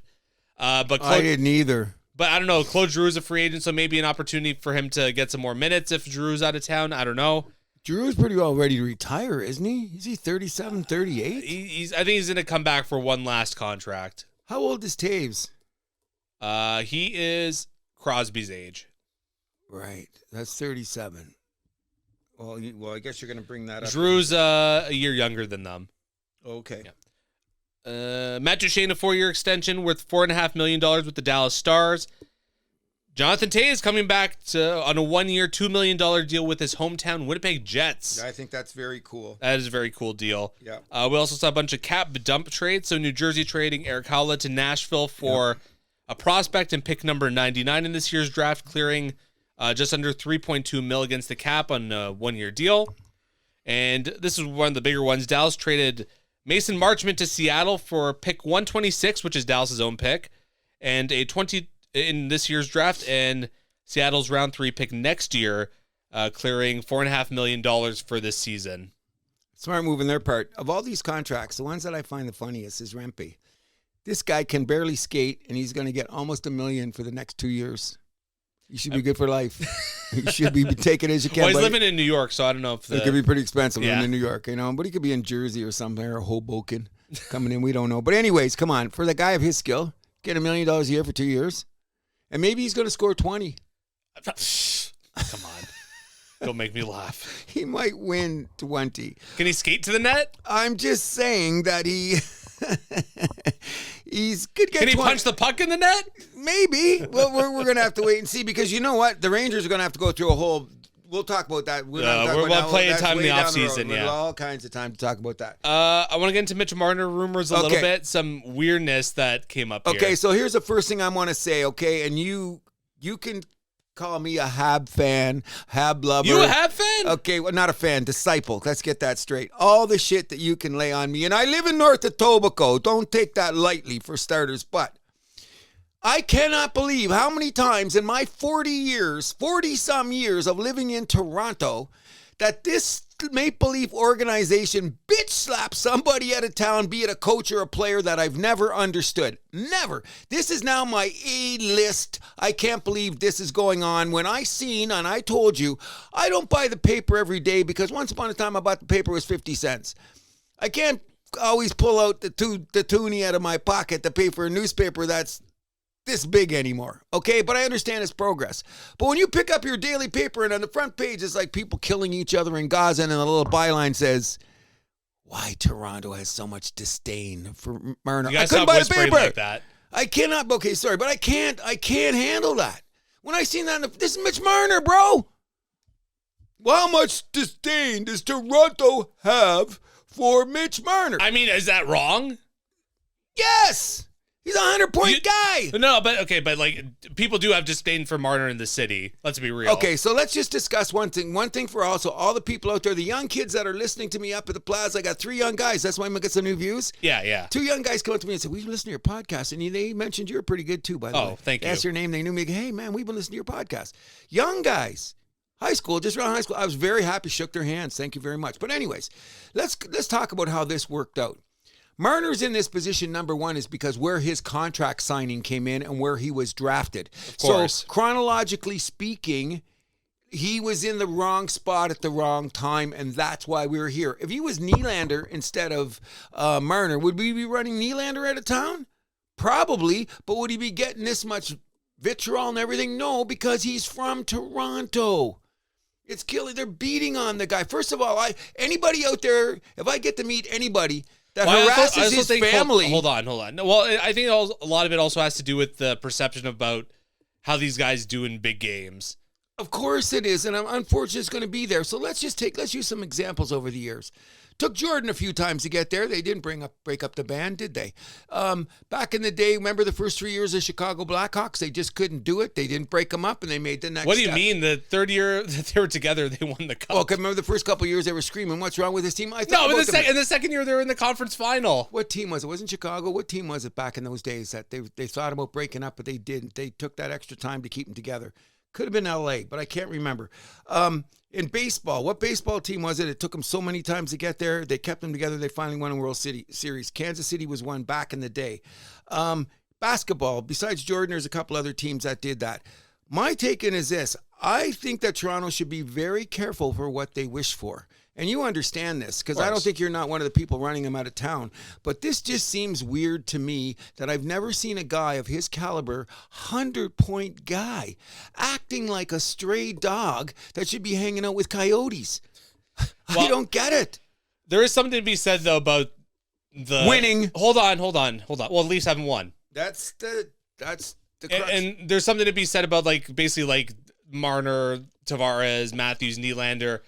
Temperamentally, they're the same guy, which might be a little bit of a problem in the locker room. You need like that guy to kind of like break the mold a little bit, right? Who'd be the fuck you guy, right? Okay, I understand. None of those are fuck you guys. Yeah. Domi is, but he's not a big enough presence. Exactly. Okay. And I mean, the Leafs basically have like so much of their cap involved, like invested in right wing. How many championship teams do you know that are built like that? Not many, but so there's a chance to like balance out the roster in that respect. But I mean, at the end of the day, you're still losing a 100-point player. That's my take on the matter. Not only that, a great penalty killer. Yes. Very responsible in his own end. Like I think he's going to get the biggest contract out of this deal by far.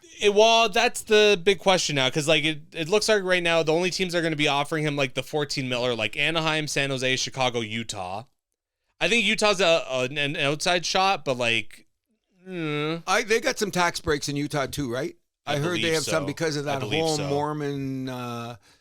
Whatever the case may be. Yeah, they got some kind of thing that you could do that there. And that owner, do you think he can build a team? Do you think he can build a team fast enough with Marner there? Because Marner's only 29, 28. That could help propel them into the playoffs. Oh, I think it could. Like they already got some good young players to work with. You know what I mean? And they fought last year pretty damn hard. They just didn't have enough. Came up nice along the end. Yeah. And they were running hard, but they just didn't have enough gas. Yeah, they ran out of track. Yeah. So I'm thinking that is a possibility. Does Marner want to go to Utah? That's the big question. Nobody's going to steal his car when he goes to the movies in Utah. No. Okay, so he knows that. Here's the thing, though. So Friedman dropped a few big bombshells about the Marner thing. So number one, LA is going to be in on Marner. Oh, 100%. Everybody which surprised knows me. that. Me too. But I heard that they've already showed his agent the book. That's word around the campfire. Well, even though it's not allowed anymore because you don't have that week before. Okay, but something's going on because there's not only Elliott said that, a couple other of these. Yeah. Well, hold on. I got more. So number two is that. He's not talking to Leafs right now, but he's offering them a meeting on July 1st, which just seems like what the fuck's the point? Like you already know what each other's all about at this point. Dear Toronto, I want to say one thing to you. Can I piss in all of your coffees before I leave? Fuck you. That's the meeting. And number three is going to be what? 30 seconds? I don't know. I don't even know. And then number three is like he thinks that this could drag on. He's not going to sign July 1st or July 2nd. Oh, I believe. No, I do not believe. I think that he'll sign sometime in August just so he can let the thing play out. See where the money goes. Because here's my opinion. But the problem with that is like free agency is a game of musical chairs. I know Marner's the big fish, but like I don't know. That doesn't seem like the smartest move. And like there's a chance too where a team could be like, hey, we need to know by this date. If you don't tell us by then, like deal's off the table, buddy. Okay, goodbye. Wow. I'm in Marner's corner for all of this, and I'm going to tell you what. This guy... He might come up with less than he wants then. That's the point. Then he'll get that in Toronto. No chance of coming back in Toronto? I say it's slim. I think the meeting's basically going to be like, give me 14 to come back, and it's be like, okay, fuck you. Bye. Yeah. But I think it was, you know what? Toronto already offered him the biggest contract in franchise history. He told him to go fly kite. At that time, at that point, whatever, because it was less years. Remember, it wasn't all the years. It wasn't. But Marner is apparently only going to take a 4-year deal anyways. Okay, but that's what I'm saying. So he didn't get all the years in Toronto. Toronto offered, apparently, we don't know, they offered him the money, but they didn't offer him, he wanted the whole enchilada. And apparently, we don't know. Elliott might know, but we don't know. But anyway, everybody's been talking about it. Toronto has been chasing Marner's ass since January. That's the word around everybody that knows anything else. Elliott Friedman has said 100 times. The guy on NHL Network has said that Toronto has been making efforts to get his attention. Is it tree living that the problem? I don't think so. He doesn't talk to the guy. What do you mean? Word around the campfire is tree living has been giving him calls and shit I'm in Muskoka. Marner's been saying that? Word around that's what I'm saying. Yeah, that's what I said. Freeman said like he's not returning their calls. He's so doing fuck all. He's saying, I want to see you on July 1st. Is this for the big fuck? That's fuck you. So here's my opinion. That's why I think he's going to get the whole enchilada. This is a guy that signed in Toronto. The whole enchilada meaning what? He's going to get as much money as he possibly can because he's leaving Toronto and he really doesn't want to. Yeah, but if he wants to go to like Vegas or a contender, he's not going to get the 14 mil. I think if I was him, I'd just take all the money I possibly could, and 3 years later, I'll come back to Toronto. It's not going to happen. You never know. I don't think he's coming back to Toronto. You know what? I want to yell another thing out there. Anybody that ever yelled anything at Marner's parents when they're in Sobeys trying to buy steaks, you're a piece of shit too. Anyone that yelled at his sister going into a movie theater because you knew it was his sister, you're a piece of shit. Like, you think what his family has gone through? I know, That's it's horrible. just freaking, I blew my mind. Now, allegedly, but when you hear allegedly 25 times, there's probably something went on. Yeah, it's like the Bill Cosby,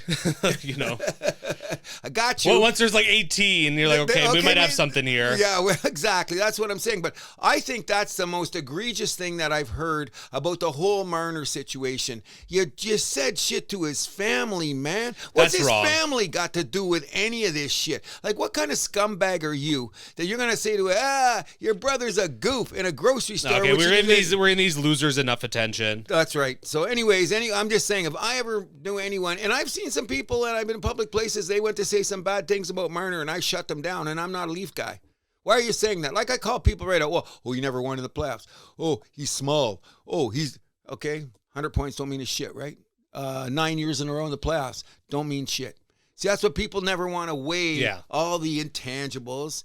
And maybe that's going to be the name of the show. We got to get intangibles in there somewhere. I'm not really sure. But anyways, good luck to Mitch Marner. Yeah, I mean, we'll see. I mean, good luck to the Leafs too, I guess, this offseason. I don't care about the Leafs. I do. I hope they step back. We'll see. We got Easton Cowan coming up this season. Oh, interesting. But you let Fraser Minton go to the Bruins. I don't like that. I don't think his ceiling's that high, to be honest. I think the Bruins have like you know what I think? little bit of like whatever, they're backlogged with like these guys that are like number 2, number 3 center. So like, will Minton even get that much of a chance in Boston? I don't know. What if he does? He could be a Marshawn Light. But he's not tough enough, though. I don't see it. But he's got that little rat move in him. I think he's more of a third-line center. Well, see, you know what? But they're both the same size, aren't they? Yeah, but I think Marchand's more skilled. Either way, Minton never made a World Junior team. True. Good point. Good point. Or he did make one, but like he wasn't like the star like Marchand was. He was at the end of the bench. Yeah. Yep. Olympic preliminary roster is going to bring these up quickly. So Team Canada names McDavid, McKinnon, Crosby, Makar, Point, and Reinhart. I was off by one player. Which one do you have? I had Thomas Harley instead of Braden Point. But I think Harley's performance in the conference finals may have... But he'll be on the team. I think so, too. I think he'll be on the team, too. I think you had to put Braden Point in the team. I really do. Like, even though Tampa Bay lost, he was one of the guys in that series against Florida. I've noticed him every game. Yeah, like he's their top center. Yeah, like he played hard. Like he went out there to give it as best he could. They didn't get there because he didn't have the supporting cast. But I think Braden Point's huge, and I still think he's got an upside. I still think he's going to have, like, he's still pretty young, late 20s. Yeah, he's like Marner's age. Yeah, give or take. Yeah. I'm still saying that he's going to he could have a season where his point totals are even greater. We'll see. I mean, Tampa Bay, they don't look like they're going to get better as a team, so we'll see. I think they're in the position that you hoped they were in 2 years ago. They're now. I've had more than one person say to me that they think they're gonna miss the playoffs next year. So, but we'll see. Was that like me with Boston? Yay! But you had them in the playoffs, though. I know, but and getting knocked out in first round. I'm glad they missed. Glad they missed the playoffs. For the States, their 6 named were Austin Matthews, Jack Eichel, Quinn Hughes, Charlie McAvoy, and the 2 schmucks. Yeah. For Sweden, I was surprised that McAvoy got the call. I'm not. Isn't Werenski Canadian? Actually, I'm surprised Hellebuck actually. Hellebuck, yeah. Know what I think? Hellebuck, Werenski. There's somebody else that I thought that they would take over him. I'd have to think. Okay, keep going on. Yeah. It's always time. Sweden, Will Nylander, Victor Hedman, Gabriel Landeskog, Rasmus Dahlin, Adrian Kempe, and Lucas Raymond. For Finland, Alex Barkov, Sebastian Aho, Miro Heiskanen, Jussi Saros, Mikko Rantanen, and Esa Lindell, 3 Dallas Stars players, interestingly enough. Lindell's good. He's very good. For Czechia, Pastrnak, Palat, Zaka, Nashas, Dostal, and Radko Gudas. That's not a bad... Okay, we got the 6th guy, but the first 5... All tremendous. Gudas, I was like, huh? Who else they got? Czechia's got a lot of good players, though. Were you surprised when his name came up? Gudas? Yeah. Yeah, he's a third-line guy in the NHL. I kind of went, don't have anybody but him. Slovakia, Slavkovsky, Cernak, Nemec, Pospisil, Tatar, and Fervery. For Switzerland, it's Yossi, Hischer, Fiala, Timo Meyer, Nino Niederreiter, and Jonas Siegenthaler.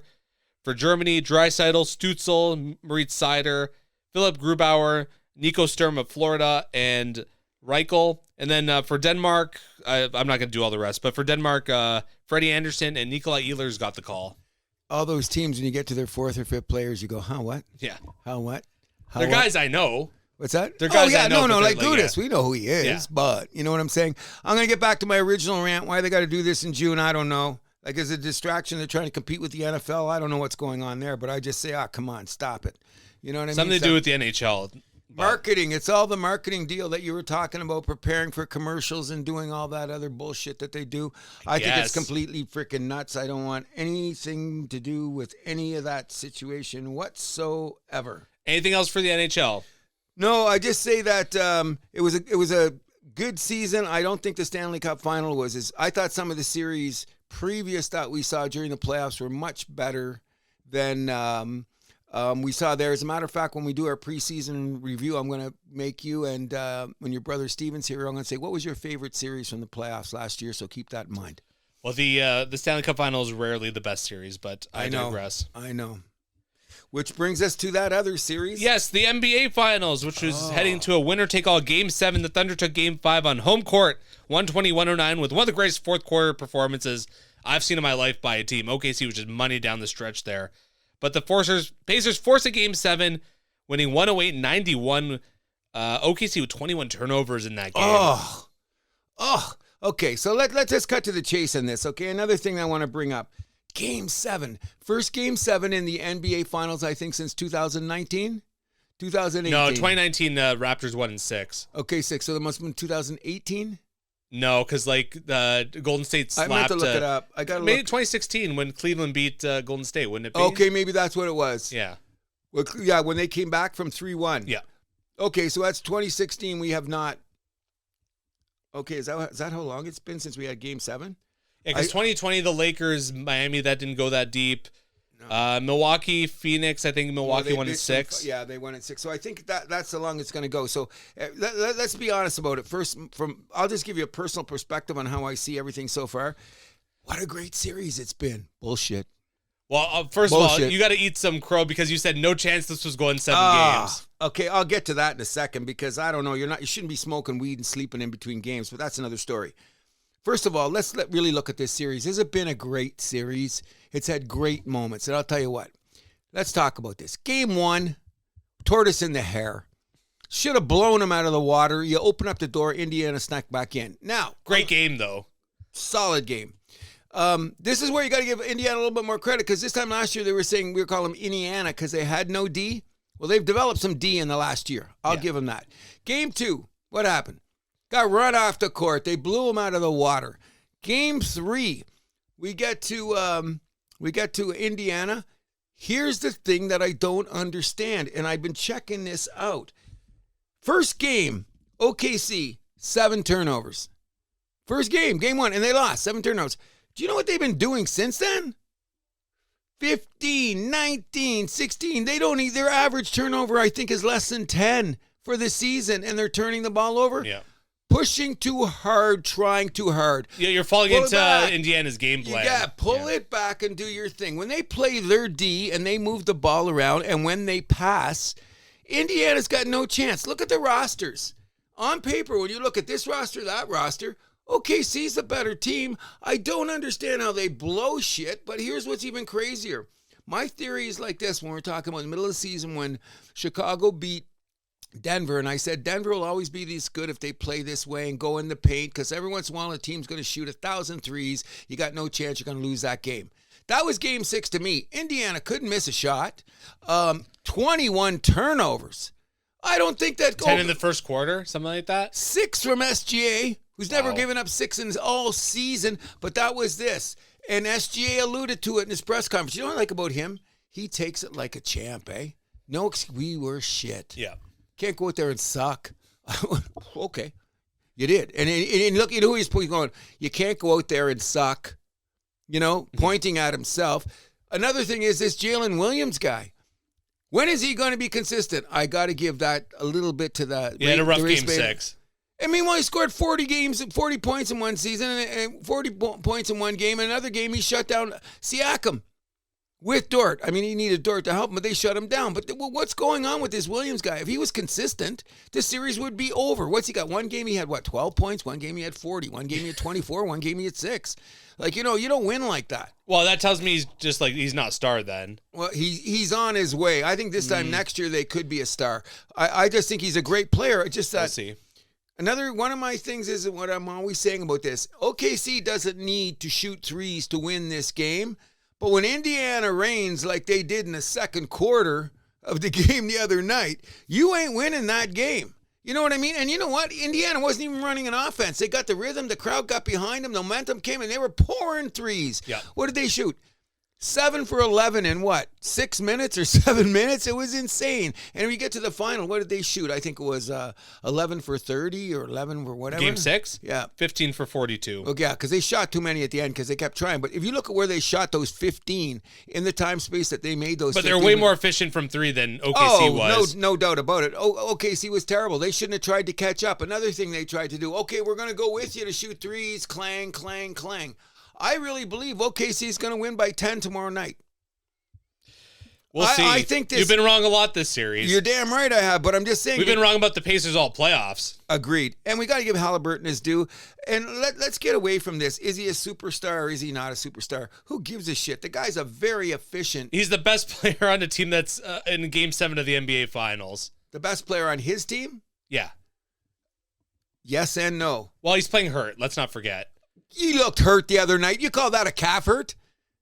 What? I think it was overblown. Did you see him moving? Yeah, I'm just saying. Well, because they had to him give him with excuse because he got bitch slapped in all OKC. All things being equal, he's the best player on that team. Not Siakam? No.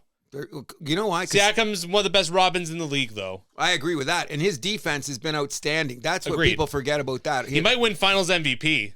If they win, he's going to be right up there. He'd be the number one candidate. But then they're going to give it to Halliburton just because, so his daddy can hug him. Siakam won Eastern Conference Final MVP, so never say never. Agreed. And I think that 4-point or that 0-point game that Halliburton has definitely got to be of going on there. But I think that what the coach did was protect him.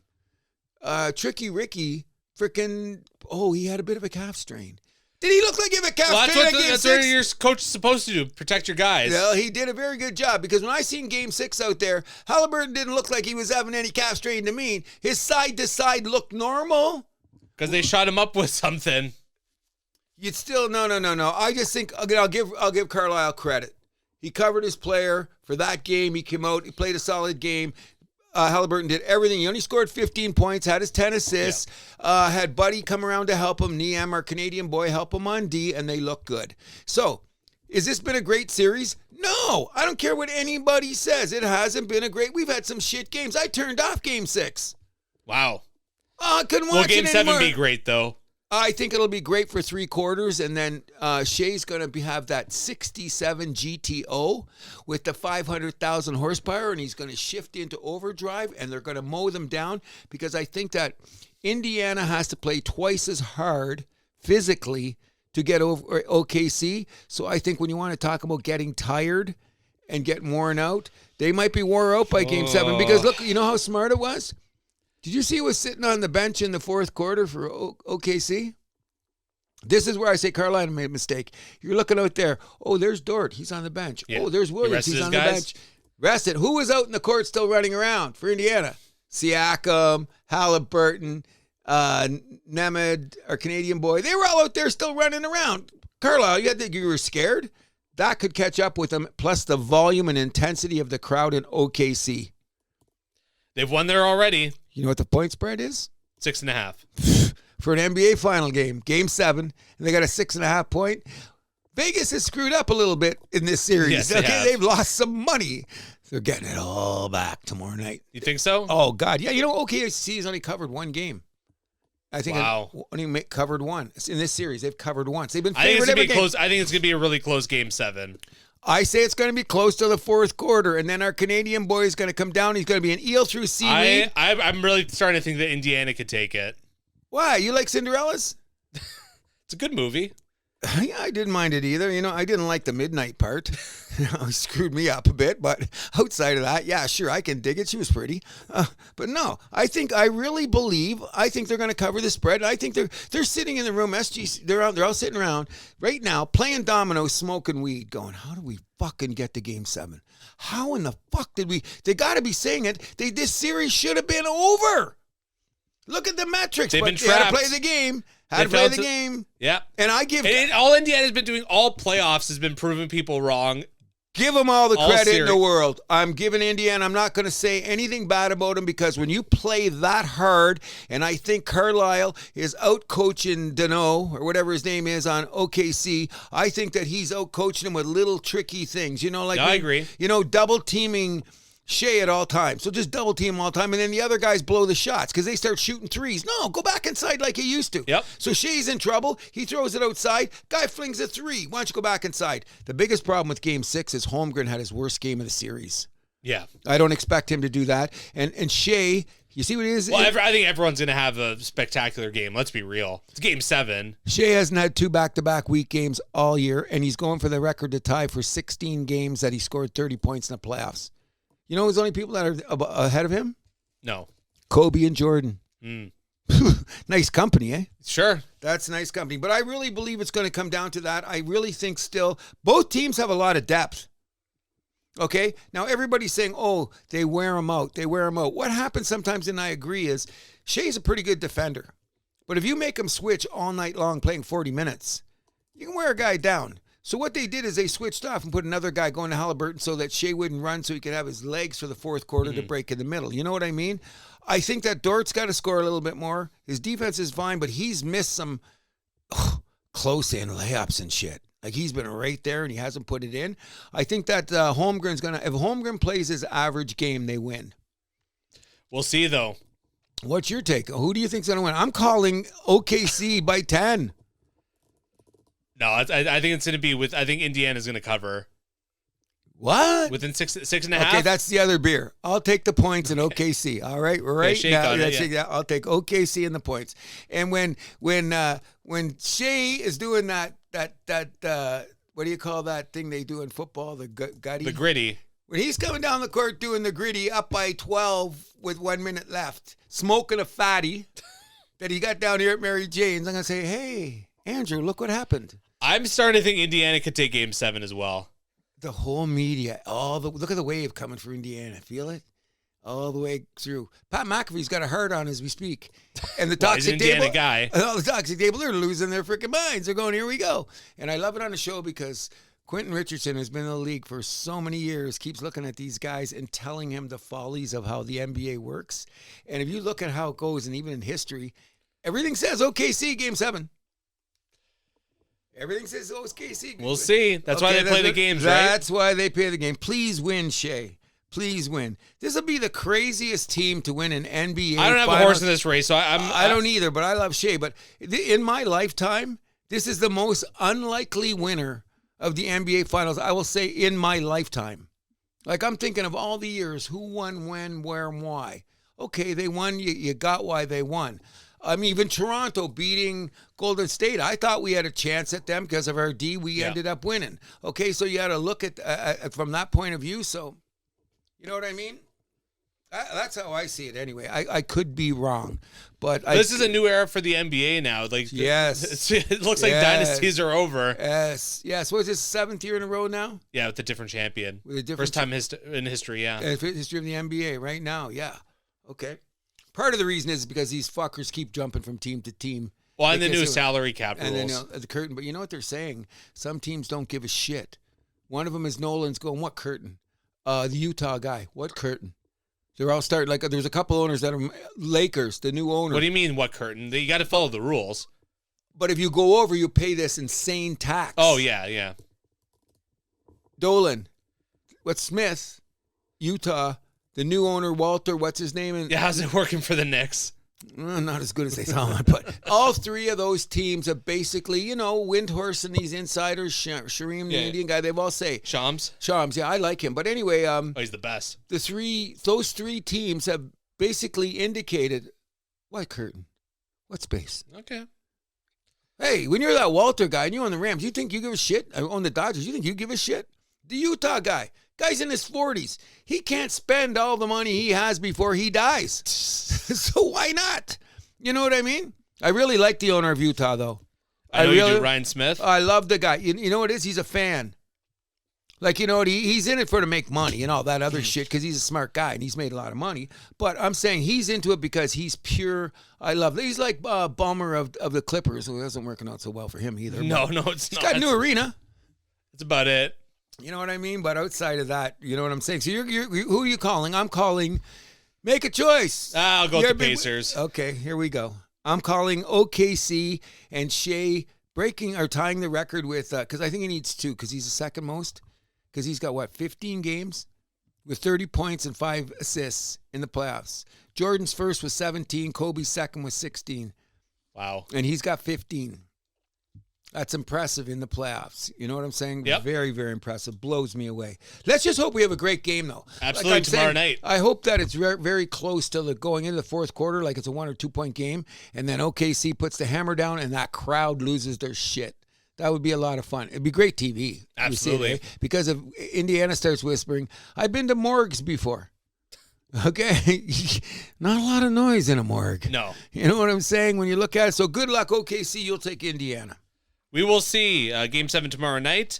Around the league, the LA Lakers just sold a majority share to Walter, like you mentioned before, the owner of the LA Dodgers. Team valued at $10 billion. Okay, did you hear all the scams around this? Not scams, okay. Adam Silver wants to expand, and so do the owners, because guess what?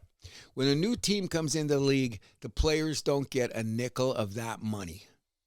Okay? So every time they have a new contract comes up and they got to pay dollar for dollar, player for whatever. So when they get $10.1 million and they just sold the Celtics for $6.1 billion, what's the price of a new franchise? Vegas wants one. Seattle wants one. What's the price going to be? Oh. Okay. It's got to be, what they're going to say is it can't be too much north of $6 billion because the Celtics are an iconic team and the Lakers are a brand. Yeah, I would guess like 4 or 5. Oh, at least. They're saying that what they're going to do is, because their future is they're going to have just below Celtics. Now, what they were saying is that because the rumors were so much about Celtics selling, that Silver sat back and said, let's see what the market says. Jeannie Buss did not want to sell. The whole family had to come in the room. You heard about that, eh? No, I didn't. Okay, anyway, there's 6 siblings. Yeah. And they're all, Dr. Buss said you're all equal. Like any other father, all my kids are equal. They're all part of They it. have an equal share, yeah. They all have an equal share. So when they all went and sat in the room and said, listen, we can sell this franchise for more money than the history of the world. So they sold it. Now they did. Well, they sold just a majority share. They still have, they're not saying how much they sold, but they still have a piece of the pie. And Jeannie Buss is staying on as governor. As governor. Okay, so anyways, Windhorse and I think it was somebody on Get Up or where were explaining it like this. They still only own 17% of the team, right? Like or is it 20% of the team? And either way. So they really only. So that's still like a piece worth $2 billion. Okay. Yeah. So anyway, so they only really sold 56% to Walter because he already owned 16 or 17% and he had first right of refusal. So what the Lakers did good was waited for Boston. So as soon as Boston was worth the $6.1 million, what's LA worth? Yeah. So, and this Walter, who wants to be the king of Hollywood and everything in L.A., God bless him, he's got the money, he's a gazillionaire. They just kept waiting until they made an offer that Jeannie couldn't refuse because the rest of the family, on an average, there's 5 siblings. You know what each one is going to get, they're saying? Here's a bill. 5 or 6. What? Is it 5 or 6? I know, you said 6 before, I now you're saying 5. 5 or 6. Anyway, look it up. They're saying the average kid from Dr. Buss will get approximately close to $1 billion. Everyone in the family now you're not quite a billionaire, but if I had $900 million, I ain't bitching. Yeah. But they were saying. And plus you have the chance to cash out for later. Yes, you do. But the bottom line is they say it's one of the greatest business deals in the history of mankind because do you know what Dr. Buss paid for the team? Oh, was it like 60 mil? Maybe less. I think it was like 60 mil. So in 40 years, your investment, what? 10,000% increase? Yeah, insane. I got you. What's better, that or the St. Louis ABA deal? Oh, that's the greatest deal of all. I love when they smash that. They show them smashing the champagne on that boat. And what is it called? The boat's called Pituity or something. You know, anyway, it's a name got to do with we getting this forever. Yeah. You know what I mean? But, yeah, we're going to see. That's huge, the 10 bill, yeah. The other big news in the NBA, Desmond Bane traded from Memphis to Orlando for Kentavious Caldwell-Pope, Cole Anthony, the number 16 pick in the draft this year, and then first-round picks in 2026, 2028, and 2030 with pick swap rights in 2029. Okay, I don't understand what's going on in Memphis, but they say that there's something to do with they're worried about the money and their salary cap and their situation. But, okay, everybody in the world knows I'm a John Morant fan, okay? Good luck to Desmond Bane going to Orlando. It's something they need. I think he makes them better. Oh, 100%. But I think all giving up, that's a lot to give up for a guy of Desmond Bane's 15-point guy on D. Yes and no. Because he's still got... Because if Orlando ends up being a good team, like those draft picks won't be very high. No, and not only that, if they make the next jump, because Orlando seemed to need that. They're the worst three-point shooting team in the league, and Baines is a top 5 three-point shooting guy. So I get it. A little bit high. You put him with Franz Wagner and Paolo Banchero. That's what if Suggs can step up and be that guy. So they a lot of people are saying that trade has already made Orlando a top 4 team in the East next year. It should. It should, okay? But I want to talk about one little thing since we're talking about Memphis here and my boy Ja Morant, okay? I love Ja. Everybody knows this. Did you hear the quote that he made this week? I thought it was amazing. And then the race baiter had to back up and shit. Did you hear when it all went down? Okay. Anyways, Stephen A. Smith had the unmitigated audacity to come out and say nobody wants to play in Memphis because of the crime level and the condition of the city. Okay, so every city has their problem. Ja Morant came out and said this and was beautiful. He goes, isn't this crazy? We're in the 6th game of the NBA Finals, which is the jewel of the season, and we're spending more time talking about the situation in Memphis? Isn't this kind of weird for the national press? They're not spending more time talking about that. Let's cut to the chase. 2 shows had a whole block talking about it, which backed up Jay Singh. Why are you talking about it? I think that's a problem because first talk is 3 hours, that show? Oh, whatever. I don't know. But anyways, even you're spending that much time on it, Ja's right. What are you going to, you're going to beat down a city. It got so bad that the race baiter talked about the crime rate going down. And as I'm hearing him talking about it, you're playing right into Ja's hands. That's what he's saying. What are we talking about? The crime rate? I don't care about this. That's what I'm saying. It's insane. Ja's right. Let's just stick to sports. God bless the city of Memphis. And I heard it's a chocolate city. Nothing wrong with that. But don't drag the dick in the dirt. Okay? So no chance of an NHL team going to Memphis? Not a chance. None whatsoever. But you know what? Detroit had that reputation for a while. Houston has that reputation for a while. Why are everyone, because, Jimmy Butler said something. Well, Jimmy Butler and your James Stewart haircut, fuck off. You know what I mean? And here's a real issue about the whole thing. Is freaking Memphis going to re-up on Ja, who says he wants to stay in the 901, when he's missed 120 games in his span in Memphis? Are you going to give him a max? Yeah, so it's going to be a funny situation. Let's keep going on because you know what there was a little whisper about? I don't know where it came from. There was a little spark out there. They were talking about what players might come to Toronto. Okay. Ja's name came up. I lost my freaking mind. I'll take him in a minute. No, thanks. I'll take him in. I got a call from someone saying, you hear what they said about Ja? I went online. There was something about Agents Masai. You think his gun celebrations are going to fly in Toronto? He's not going to do that. He learned. He's going to learn his lesson. He's grown up. He's mature. That's rich. He's mature. Can a man mature? I don't want him. Don't talk too bad about my boy Ja. I don't want him. I want him here. I'll be going out. I'll buy a Ja in retro. I'll be buying the Canada Day jersey. I'll be buying the home jersey. I'll be buying the away jersey. A man can't mature. No. You talked about the problems about these players building up their brand over their acumen on the court. He's made mistakes. He's that player incarnate though. What? It's like he's that guy that basically it's more about his brand than anything else. No, he's really tried to calm that down in the last year. He really has. He has. Give him a break. You could be his agent. I'm going to be. Get him right to Toronto. I'm picking him up at the airport. I live by the airport. Ja, come on. I hope he has a dog too, because then I'll walk his dog. Okay? But anyway, my point being I'll be upset if he comes here. Okay, well, we'll have some issues. Bottom line is my take on it. Well, he's not coming, so it's going to be okay.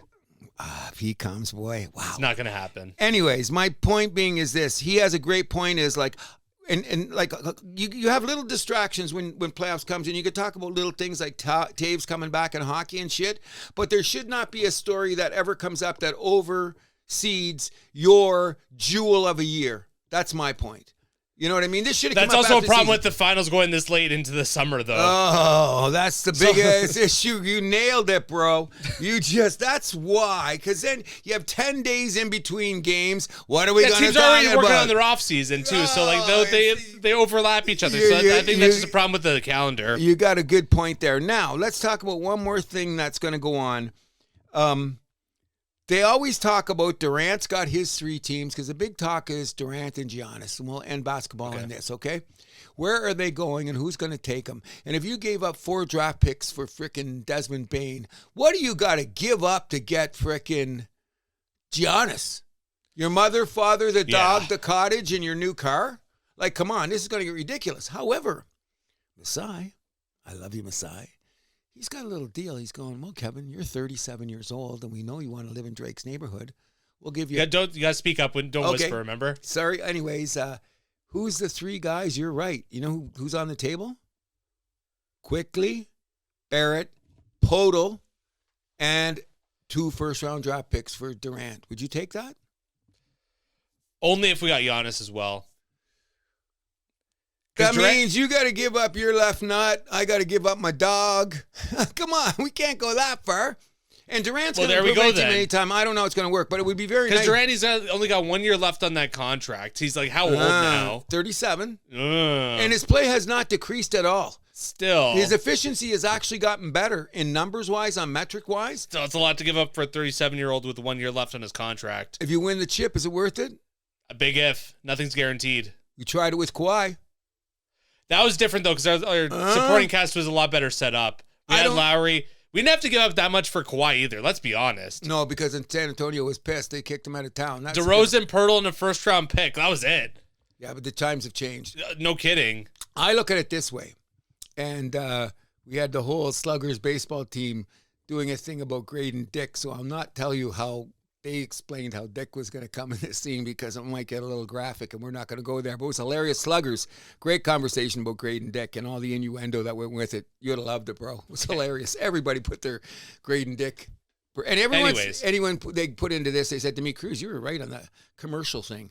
How much this guy got commercials. As soon as he got drafted, I said, he's a Toronto boy. But here's what's smart about... It was the jacket at the draft. Hey, I love that jacket too. I'd wear it. But you were bitching about him in those commercials, though. Well, I just said it was a little too quick, but the smart thing is, let's just think now. Okay, we gave those guys up. Who did we keep? We kept Graydon Dick. We kept Ingram. We kept Scotty. We got that Sheed guy coming off the bench. The Walter kid that's coming up along the way. You know what I mean? We have a nucleus that could go with Durant, and we got our coach who teaches defense. This could work. I'm not saying we're going to get him. We'll see. But do you think Durant wants to come here without Giannis? I don't know, because Durant's got to love. It was what's the guy's name? The Indian guy, Sham. He said there's 2 mystery teams because everyone's saying it's Houston. What's the 3 teams? Houston, San Antonio, and New York. Those are the 3 teams. He ain't going to New York. He doesn't like Nolan. Unless they just freaking say, okay, we'll bring you for another 5 years at $40 million a year at 37. That's the only way they're going to do that. But because we don't know what's happening with Cat. Either There's way. a lot of rumors, okay? So those are the 3 teams. But Sham keeps saying, don't be surprised if another team comes out of the woodwork to do something. And a couple of people say, you're talking about Toronto? Nobody says anything. So Masai's got his finger in that pie. You know that. Of course he does. We all know that. What's the odds of him coming and getting it? Not high. I don't think so either.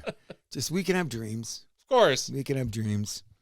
Anything else? I like what the Raptors are building up, so. Oh, I do too. And if they stay with this team, I'll say we'll definitely be in the playoffs. You know what I mean? This roster. We need to do something about our point guard, but Quickly's not the guy, bro. Oh, we don't know. Well, let's give him a whole season. I know he's not the guy. Okay, everyone's saying that. Well, let's give it a whole season. Most improved player. He's going to win most improved player. Why not? Why can't he didn't win. What? You said he was going to win, and he didn't. He wasn't even close. He missed 35 games. And he doesn't play defense. Well, we'll see. Well, he'll learn. I'm just saying that I would like to see him from the beginning of the season, start the season in the lineup. Let's play the first 30 games. He's a shooting guard, not a point guard. Okay, perhaps, maybe. But I'm just saying, with the current lineup that we have now, with the Raptors, with our top 10 draft pick, which we could pick up a very good defensive player in college. There's 3 or 4 guys that could start in our lineup. I wonder which one it's going to be. I hope it's a guy from Arkansas. But yeah, I've been snooping as well. What's that? I've been snooping. That guy from Arkansas, did you see him? Yeah, I think because he could fall to us. That big guy, that big ogre guy. I like him. There's a few point guards that could be had too. And there's a couple point guards too, which is probably would lean that way more than taking the big ogre. But I like the Arkansas guy. You know what I mean? We could use him. He'd be a work in progress in the beginning because of his footwork. But his size and his beastly... Yeah, that's why I'd be a little bit worried to take him in the top 10. That's why I should have wrote his name down. We're talking about a guy that we... Either way. Okay, but anyways, we'll continue. I think with the Raptors, the way they are, I think they can make the playoffs. And if they do something really ridiculous like bringing him in... Like, you know what a lot of people said? All of a sudden, you get to August 1st, there's a big press conference in Toronto, and all of a sudden, Drake, Pelly... Masai. Oh, keep Drake out of it. Fuck him. I know that, but I'm just saying all that could just come in. It'll be Toronto-centric. They'll have the press conference right by the dome so that the CN Tower can be behind them when they're talking about it. Wind coming off the lake. And look what Toronto's doing. I don't believe it, but it would be a great pipe dream. Yeah, I don't believe it either. No. That's it for the NBA? Yes, it is. Let's hope we have a great game tomorrow night. Absolutely. A great Game 7, hopefully around the corner. But we will move this to our Toronto Blue Jays in Major League Baseball, where the Jays got swept at Philly last weekend. 8-0, 3-2, and 11-4 were the scores there. Yikes. But they take 2-3 versus Arizona Tuesday through Thursday. 5-4 on Tuesday, 8-1 on Wednesday. I was actually at that game. Tremendous time. Though they lost the finishing match 9-5. Scherzer with another successful rehab start, throwing 75 pitches and striking out 8 in 4.4 1/3 shutout innings. Sounds like he's close to a return, actually, closer than I thought when we had our meeting yesterday. But I looked into it a little bit more. Should be there around the corner. Jays against the White Sox this weekend. Got smashed 7-1 in the opener last night, but we got Barrios today and Bassett tomorrow. Here's the problem right there right now. I feel sorry for Barrios. You see his numbers? Yeah. 2-2. His record's 2-2. Bassett's, win-loss? Yeah. That's I feel his ERA and whip are solid, though. Oh, God. Top 10 as a starter in the league. That's what I'm saying. But meanwhile, Bassett, who's taken 3 starts to get it going, has won 7. Gozman's now 1 game under 500 because of that shelling he took the other day. Gozman's ERA is a little bit inflated, but you look at the rest of his numbers, he's just had some bad luck. Yeah. You know, and he's gave up a little bit of trouble there. But here's one thing I said to you, and I hate to be right about it. Oh, let's sweep Chicago this week. I was looking at the metrics and I said, oh, no, we're going to lose one of these games because I just seen the pattern and I went, oh, no. I didn't mean to jinx it.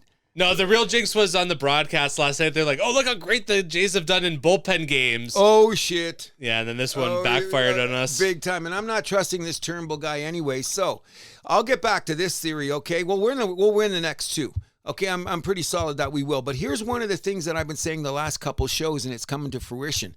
First of all, Boston found a couple guys that started. They're right on our trail. Now look at Boston. They're only 2 games behind in the loss column, so we got to worry about them. What about Tampa Bay? I don't even want to talk about those fuckers just yet, okay? They got 4 guys that I never heard of starting. That Baz guy, where did he come from? He pitched pretty good last year, but he's come along. They're going there. But my theory was this.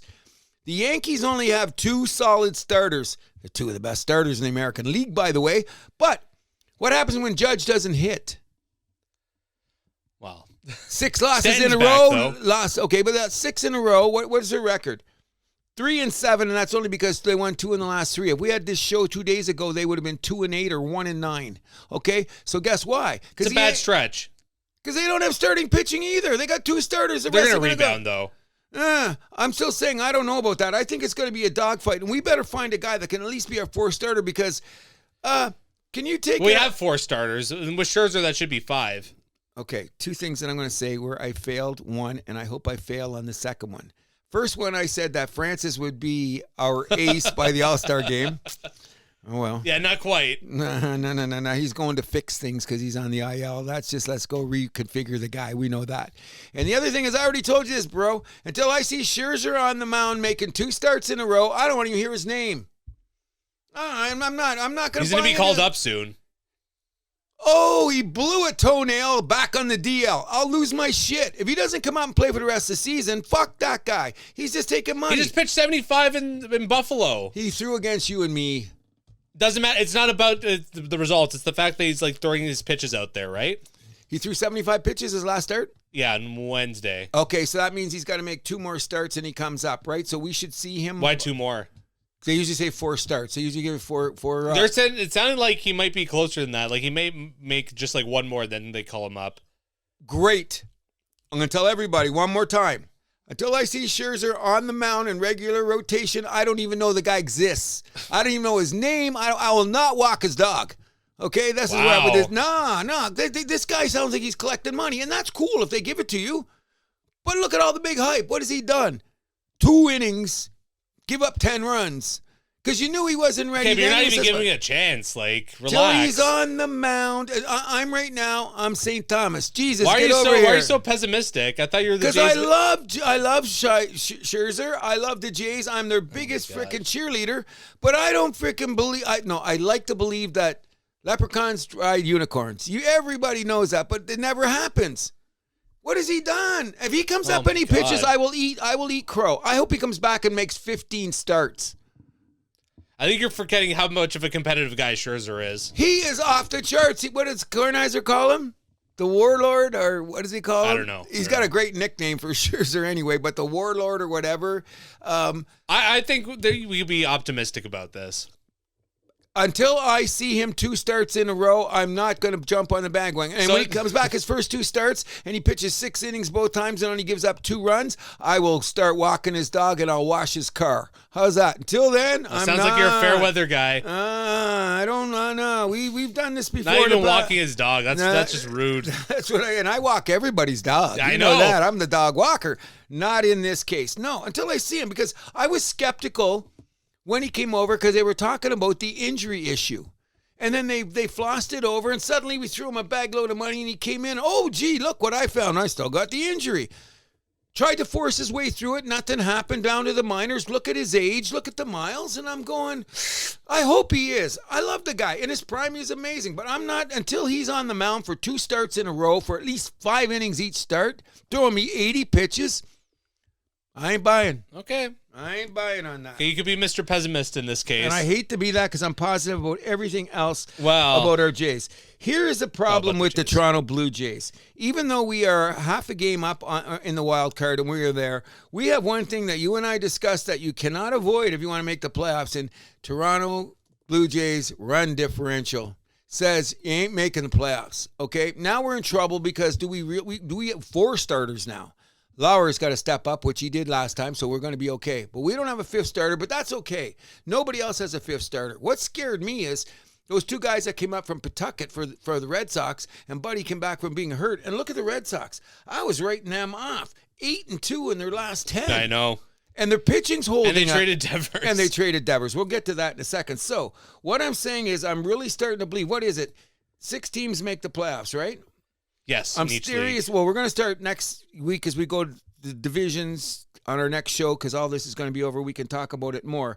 There is a possibility that all 3 wildcard teams could come from the American League East, but I'm not betting on that. I think one of those central teams is going to poke their heads in there. I'm not sure about that. I'm more inclined to believe if Seattle gets a couple of bats. Seattle!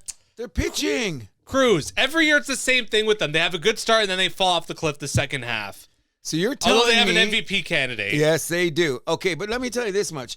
Do you think Houston's got enough to do it? And look at their record. I'm shocked. They're in a shit division. I'm shocked. I think they're going to win their division just because they're so bad. I am shocked that they have got to where they are. They're in a shit division. When like, whatever, like 40% of your games are against shit teams, like you're going to pile up some wins. I don't know what to say, but if you had told me that we're going to go into the All-Star break and Houston's going to be 7 games up in the division, I would have told you. He's 5 now, but there's a possibility. There's 14 games to go before the All-Star break, and Seattle ain't showing me any hitting lately, except for, what's his name, the catcher? Yeah, okay. But you can't, okay, come on. He's having a great season. Who would you rather ever be, him or Judge? Come on. No, but if something happens to Judge, though, Raleigh's the next guy in line. No. He's no doubt. Yeah. And I'm glad he's having a great season. He's been one of those guys that's making. And as a catcher as well. A good defensive catcher, too. Excellent defensive catcher. And incrementally every year, he's gone along. He was a good prospect because I did some research. He was a prospect. Took him a little bit longer to get to where he is today than expected. And I think that Seattle is, if they're another team, they get 3% more hitting. They could get there. Their pitching is unbelievable. I know. And Logan Gilbert just came back. But they didn't spend anything to get any hitters. So well, they've got now until the trade deadline. Julio Rodriguez, another subpar season this year, too. What happened? And 2 years ago, this guy was like, what? Judging him in the same conversation. Yeah. You know what happened to him? I don't know. And look at their Randy Rosarania is just kind of doing Look in their lineup. Is there anybody you know? Like I've looked at their JP lineup. Crawford's there. He's actually having a pretty good season. He's come back. But the two teams that blow my mind, Seattle and Tampa Bay. Look at their everyday lineups. Who are these guys? Hey, Tampa Bay has some guys that are hitting the cover off the ball, though. Unbelievable, coming out of nowhere, and they've got 5 guys that are starting all the time, which is that consistency I beat every day. Don't have a million guys starting. Have consistent starting rotation all the time. You're going to get there. You know? This Aranda guy for Tampa Bay. Unreal. Where did he come from? He had a good season last year. Not like this, though. No, but he's on the cusp. And he's only 25, right? 27. Yeah, so he had a good season last year. Solid season, but now he's up the ante. And another thing about Tampa Bay, what I've been talking about all the time with the Blue Jays and everything, 2 things in baseball. Play D and pitch. Tampa. Yep. Driving me crazy. Like, remember, didn't we predict them to come in last? I think I picked them to come in last in the division. I think I had the Blue Jays finishing last. You did. I did. And I said they're going to come play. They have a playoff shot. But I think I had Tampa Bay last. I think I said Tampa 4, but I also prefaced it by saying I thought the AL East would be a lot stronger than it was. It's coming back. Not Baltimore. Well, we don't know about that. And they're 9 games under 500 and 10 games back of the division. They're done. In trouble. Okay. They're done. But who would have said that about Baltimore at the beginning of the year? I mean, we knew they had their problems, but not that much. Yeah, that's a precipitous fall off from last year. You know what I mean? It's a lesson for these GMs. Like, if you have prospects, you can't hang on to everybody. You got to trade some for the pieces that you need, namely pitching for the Orioles. Oh, huge. But you know what I'm saying though? I'm going to look at it this way. They made the playoffs the last 2 years. Unexpectedly, 2 years ago especially, okay? Yeah. Then they were the sexy team last year. Didn't pick up enough pitching. Kind of just snuck into the playoffs. Yeah, okay, but now they're here again. They've got that basic lineup still of all those guys. Oh, they could still make it in next year. Yeah, so I'm saying they're not done. They could have stubbed their toe and come back because they've got enough there. But baseball and football, I think more than any other sport you see that. Yes, you do that. But I'm going to say this is what I'm agreeing with. They better go out and find some arms. 100%. They better find something because trade prospects, do what you got to do. But they need. And I got no love for the Orioles. If they stub their toe again, I'm not crying. No, I couldn't care less. The thing that's really blown me away is the Tampa thing. But let's get back to Toronto for just a second here. I'm a little concerned because I think our bullpen is pretty solid. Not as good as the Yankees bullpen, but the Yankees bullpen is this. Yeah, yes and no, but we're statistically speaking. Jimmy Garcia, when's he coming back, man? We need him. Yeah, he's definitely because we need his arm in there because I thought this Turnbull guy was going to be a long guy in the bullpen. He's shit. And what's Swanson doing lately? Shit. So we're burning the other guy's arms out, which is we have only 3-4 bullpen arms we can really depend on. On any given night, we can get any of those guys out, but it's just that we're getting a little scared when we see them running out of the bullpen. Yeah. Rodriguez, I'll give him credit. He's been doing tremendously well. Little's been dependable. Oh, yeah. Fluharty, how do you say it? Fluharty. He's been good. Little is a guy that I go, yay! Oh, yay! Oh, he's one of those guys. He's good way more than he's bad, though. Exactly. So, and everybody's going to get their shot. So I'm just saying that they got to go there. I think Bo and Vladdy are going to hit more before the season's over. Our defense is solid. We got to hang in there. Who's having a better season, Bo or Vladdy? Oh, come on. This is easy. You think? Vladdy's hitting way better. He gives you better defense. End of question. Leads the team in runs. Bo's leading the team in all the power categories, which blows my mind. By a bit. Okay, I don't know. I'm going to say Vladdy just because of the walks and the run scoring. And you know what? I'll get Vladdy. We've made fun of his defense in the past. Best this year. I'll have that guy playing first base for me anytime. He can play first base for the rest of his career. And this is the guy like when he was coming up like, oh, he's not really good for any position. He's going to be a DH. No, come on. His Gold Glove year, which he should never have won, in my opinion. He should have won that season. I agree. Okay. His metrics compared to this season is like a completely different player, you know? And his runs saved, you know, that thing about position. Number one as a first baseman in the American League this year. So I was impressed with that. I'm also impressed. He's worked hard. Yeah, and not only that, I'm impressed with the fact that, okay, he does strike out, but look at his walks. Top 10 in the league in walks. He strikes out a lot less than Bo. Yeah, okay, I agree, and he scores a little bit more runs, but we got to see some more power out of him. Lately, it's coming. I think moving him to the number 3 hole is a good move. I think that's going to help a little bit. I think Bo should be moved down to the number 2 hole, to be honest. So who's going to hit leadoff? Can't bring Springer back. Put Barger up there. Barger's not a leadoff hitter. I like him at the number 2. You got to do something. Well, we got to find somebody. You look at their roster, though. When you really look at the Kirk? No. You can't put a turtle on leadoff. Come Why not? on. No, you nuts. Why, it's because he's slow? Yes. I want guys that can hit. Okay, so you know that's number 1 for batting lineup. I think people we overthink this as baseball guys. No, we don't. You don't have a guy that freaking runs like a 40-gallon. Why not? He's like, he can't just beat out a hit. Traditionally, you gotta have a guy that steals bases as your leadoff hitter. No, I want a guy that can hit the best as my leadoff hitter. Okay, he's been hitting much better than it is. They put second best hitting catcher in the American League, right after the MVP candidate. Okay, gotcha. I mean, there's a big gap between the two, but hey, number 2's number 2. I'll take it. 312 with his defense. Yeah, 312 at this point in the year from Kirk is blowing my mind. And he's playing every day, which we're worried about too. Exactly, but our Hyman guy coming out for those other games, he's held it.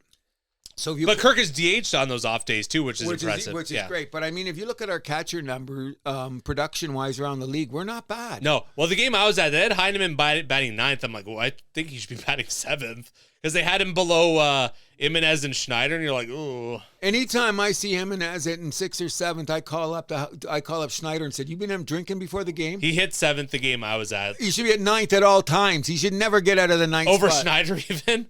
Schneider shouldn't be. We just need him. As when they were like, and playing left field, David Schneider kind of went, ooh. No, he. You know what? He's a little engine that could, but he's running out of gas. He's the little. I shouldn't make that joke. Well, go ahead. You can say whatever you want. The little legend that couldn't. Okay, yeah, little engine that. Sorry, Steven. That is by far your worst jersey purchase you've ever made. He bought a Kirk jersey. David Schneider. Oh, he bought a Schneider jersey. Steven, what were you thinking? My brother has some pretty bad luck with guys getting traded or just cut immediately after. So he got a Kessel one a year before he got traded. A DeRozan one a year before he got traded. He bought a Brett Laurie jersey. He has a Tulo jersey. We don't want to say this to him, do we? No, I wouldn't dare. I love you, Steven. Oh, I love you too, buddy. The problem is that you bought a Schneider jersey? I did not advise. I would have highly said no. I loved him when he came up because he was that kind of guy. You were cheering for him like crazy. Sure. The mustaches and whatever, You're playing his ass off, giving us 110% every time, but did you really look at his talent level? I mean, I was to my brother, a little quick on the draw with that jersey. He's like, no, I like him. Wah, wah, wah, wah. Yeah. But you know what? We'll be happy to get him there. You know we're already at 2 hours. Okay. Just a few more things with baseball. So Shohei Ohtani started at pitcher Monday versus the Padres. Pitched an inning, allowed an earned run in a 6-3 win over the Dodgers 6-3 win over the Padres. Good to see him back and just kind of get worked up. And it's a little bit worrying considering how pitchers go with the Dodgers. Mm-hmm. But obviously we love Shohei, and we love to see him play on both sides of the ball. Okay, so let's just talk about this real quick before we end baseball, because we're going to talk about all these teams anyway. This National League West should look like Gaza by September. Well, do you see the little scuff up that the Dodgers and Padres got into Thursday night? Of course, and Dave Roberts wants to fight every manager anyway. I love Shohei, though. He got plunked. He's telling guys, just go back in the dugout. I got this. Yeah. But here's the thing about this. This is getting ridiculous now. I took in the numbers, okay? This weekend, in one series, 8 hit by pitches, bro. In one series. Well, this is the new, Yankees Red Sox, Padres Dodgers. This is the rivalry in baseball right now. Okay, so that's 8 hit by pitches. Here's the thing that drives me crazy though. If you're Tatis, aren't you getting a little pissed off? 78 at bats against the Dodgers. You've been picked off 5 times. How does that happen? Oh, we're not throwing at him. Pitcher didn't have his control tonight. Oh, it slipped out of his hands. No, you know what it is? It's intimidation by both teams. Like, who throws at Ohtani? Oh, San Diego Padres. Okay, because they threw it. It's a dangerous game. It certainly is. I don't like intentionally hitting guys. No, and I don't like any. And they say, oh, they threw a. What did they want? One the guy said, oh, it was a slurve. Oh, it's only going 88 miles an hour. Fuck off! You're throwing a ball at me. I don't care. It's our ball. Yeah, I get that. But like one of them was like the rookie in his first game. I don't think that one was intentional. No, that one went there. But every other one, when they hit Ohtani, they hit it to Tatis. The one went by Machado's head. Come on, that was dangerous. I thought Machado was just going to take the bat out because you notice they don't hit Machado. Yeah, because he's still got a little bit of a screw loose. That's what I'm saying. But the one that went by him, did you see him when he put his bat like that? I went, "Ooh, okay, we won't hit him." But who's the other guy they hit on?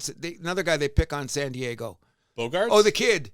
Oh. The kid. What's his name in center field? Right? Yeah. They gave him some chin music. And then who are they throwing at on the Dodgers? Oh, Mookie. Mookie dances when he's in the box. Because I seen Mookie hit the dust a couple of times. So this is like, I don't care if you have a great rivalry, but don't you have respect for each other when you're throwing a Apparently not. Merrill is the guy you're thinking of. Merrill. Yeah, Merrill. Didn't he get hit by a pitch this weekend too? Got concussed. Oh. Yeah, it's a spicy one there. I believe in intensity. I believe in playing as hard as you can. But when this shit goes on, it kind of makes me nervous too. You know, there's got to be a better way of showing mano-to-mano shit than throwing at guys. You know what I mean? Yeah, I know. That's the one thing about baseball. Well, one of the things about baseball culture that I can't stand. Yeah. We're going to be talking a lot more about the NL West and the AL West, I guess, next week. Yes, you're there. One thing that I never brought up though is we're going to end on a baseball note like this. That's why I say the Yankees are in trouble more than you know. When you seen they got swept by Boston, did you see some of the things that went on? Yeah. How many guys were picked off base? How many guys didn't run when they were supposed to run? How many times guys run when they shouldn't have ran? They lost what? I think it was 5 or 6 outs in that series, twice when the game was tied. That's fundamental baseball. Who was it the other day? Unforced errors. Okay, I don't know who it was. That was someone, a New York reporter. I doubt if it was the race baiter. But someone said if this was in the days of George Steinbrenner, Aaron Boone would have been fired after the Sox series on principle alone. Oh, my God. This is now June what? This is middle of June. And did you see some of the fundamental mistakes the Yankees... They lost that series on fundamentals. That's base running, bro. We'll see. Well, Vlad had a moment there at the game. I was at too, but... What, a base running thing? Yeah. Vlad just... Either way, one more thing about baseball. Rafael Devers dealt to the San Francisco Giants for right-hander Jordan Hicks, left-hander Kyle Harrison. Thank you. Prospects, the 2 prospects, one a right fielder, James Tibbs in Double-A, and then the other one a right-handed pitcher, Jose Bello, who is playing in rookie ball. Okay. Did you find it surprising that Boston got surprisingly little value for Devers? Okay. I'm glad. I got my notes here. I'm glad we see, because we'll end on this note. No one is bigger than the team in any sport, number one. Last time I checked, I could be mistaken. How much money are they giving Devers? A lot. 300 mil? Yeah. I believe 300 mil. So you got a guy upstairs that brought you into the room and signed on the line to give you 300 million, and you tell this guy to go fuck himself? Well, hold on. They jerked him around, though. Let's be fair. Yes and no, but I'm the boss. I'm the boss. Well, and Alex Cora, I think he's got a lot to blame here, too, where he's just like, he just kind of threw his hands up in the air. He's like, well, different GM now. Got to do what they say. It's like, that you got to do a better job giving the message. That tells you a lot, doesn't it? That tells you a lot about that level of things, which could screw up Boston, but they keep on winning. Maybe they need him at the dressing room, because I heard. They're not winning that much. No, but they just swept the Yankees, which is good. That's one series. Okay, but the bottom. A broken clock is right twice a day. There you go. But they say that the disease was growing in the Well, it definitely wasn't good for the club. No, that's what they were saying. They were going on. So my theory is this. When I sign you for $300 million and I tell you to sweep first base, you sweep fucking first base. That's $300 million. Okay, they told him you're going to play here and you're going to play here. Every team's got to make an adjustment. Who's Devers? God? Is he Jesus? Who comes down there and says you're going to do this? Stop that. You guys. And then he was insolent about it. Yeah. Not that he was like the biggest fuck you. You know what I do? Yeah, but the messaging should have been way better from the start, where it should have been like, hey, buddy, we're going to need you, like, we're going to put you into some different positions this year. Instead, they were just telling him, like, first, like, you're DH. And all of a sudden, like, oh, no, we need you to play, like, first and third all of a sudden. I'd be like, fuck you, too, at a certain point. Okay, wait a second. They didn't know about the Bregman deal. You signed him for superstar down. money, but then you don't want him to... But you don't treat him like a superstar. No, they were treating him a superstar. But what happened was they were talking about this before Bregman came in. When Bregman came in, they said, hey, Devers, we got to make some adjustments now. Yeah. Okay, so Devers said, I don't want to make adjustments. So who are you? At the time they told them that, the Bregman wasn't in the scene. Remember that. Bregman but when they signed that contract, they were like, we see you being our third baseman for like, whatever, 10, 15 years, however long the contract was. Okay, then we seen him play third base, and they said, hey, you know what? That's the team's problem. There you go. So they should have told him that then. Okay, then they should have been said first base, DH, whatever. I don't know. My theory is this. I'm giving you $300 million. You do what I say. Done. Apparently not. No, because that's what I'm saying. That player's getting away with too much. And so the great example is this. He's still getting his money. Of course. So then you should be happy you're getting your money. I'm shipping that guy out of town. So, and guess what? And you know, the Red Sox could have handled this a lot better, is my point. Devers could have handled it a lot better as it is. Because the main reason he went to San Francisco is, you know why? They ate that contract like nothing. Yeah, we'll take it all. They didn't even budge. And he's playing different positions for them, too. But you hear his talk now. Oh, I can do this. Oh, I can do that. Oh, well, why can you do that in Boston? Because you know what? Your ego is that fucking big. Fuck you. Well, they told him, fuck you. What? They told him, fuck you. Who? The Red Sox. I would, too. I'm giving you $300 million. So you think he's going to be happy, though? Sweep the floor. No, fuck you. Gone. Bye-bye. Bye. Bye-bye. I'm going to play for a better ball club. Bye-bye. And guess what? When he's hitting home runs, when San Francisco wins that division, yeah, I'm going to say, because I'm now predicting that San Francisco will win that division with Arizona coming up to think, because I'm wondering if San Diego's pitching can last for another 90 days. We'll see. It's a 3-horse race. LA, San Diego, San Francisco. Don't count out Arizona yet. Okay, they're having their moments. They're having their moments. Pitching issues. That's their biggest thing. But they got a couple guys coming off the DL, I've been hearing. And by the way, Corbin Carroll is a right fielder, not a center fielder. Okay, I got mixed up. But I still say he's one of the main guys. I don't like Bobby Witt gets all the credit. Does he play shortstop? Okay, I get it. But this Corbin Carroll guy, I would put him on my team at the drop of a hat.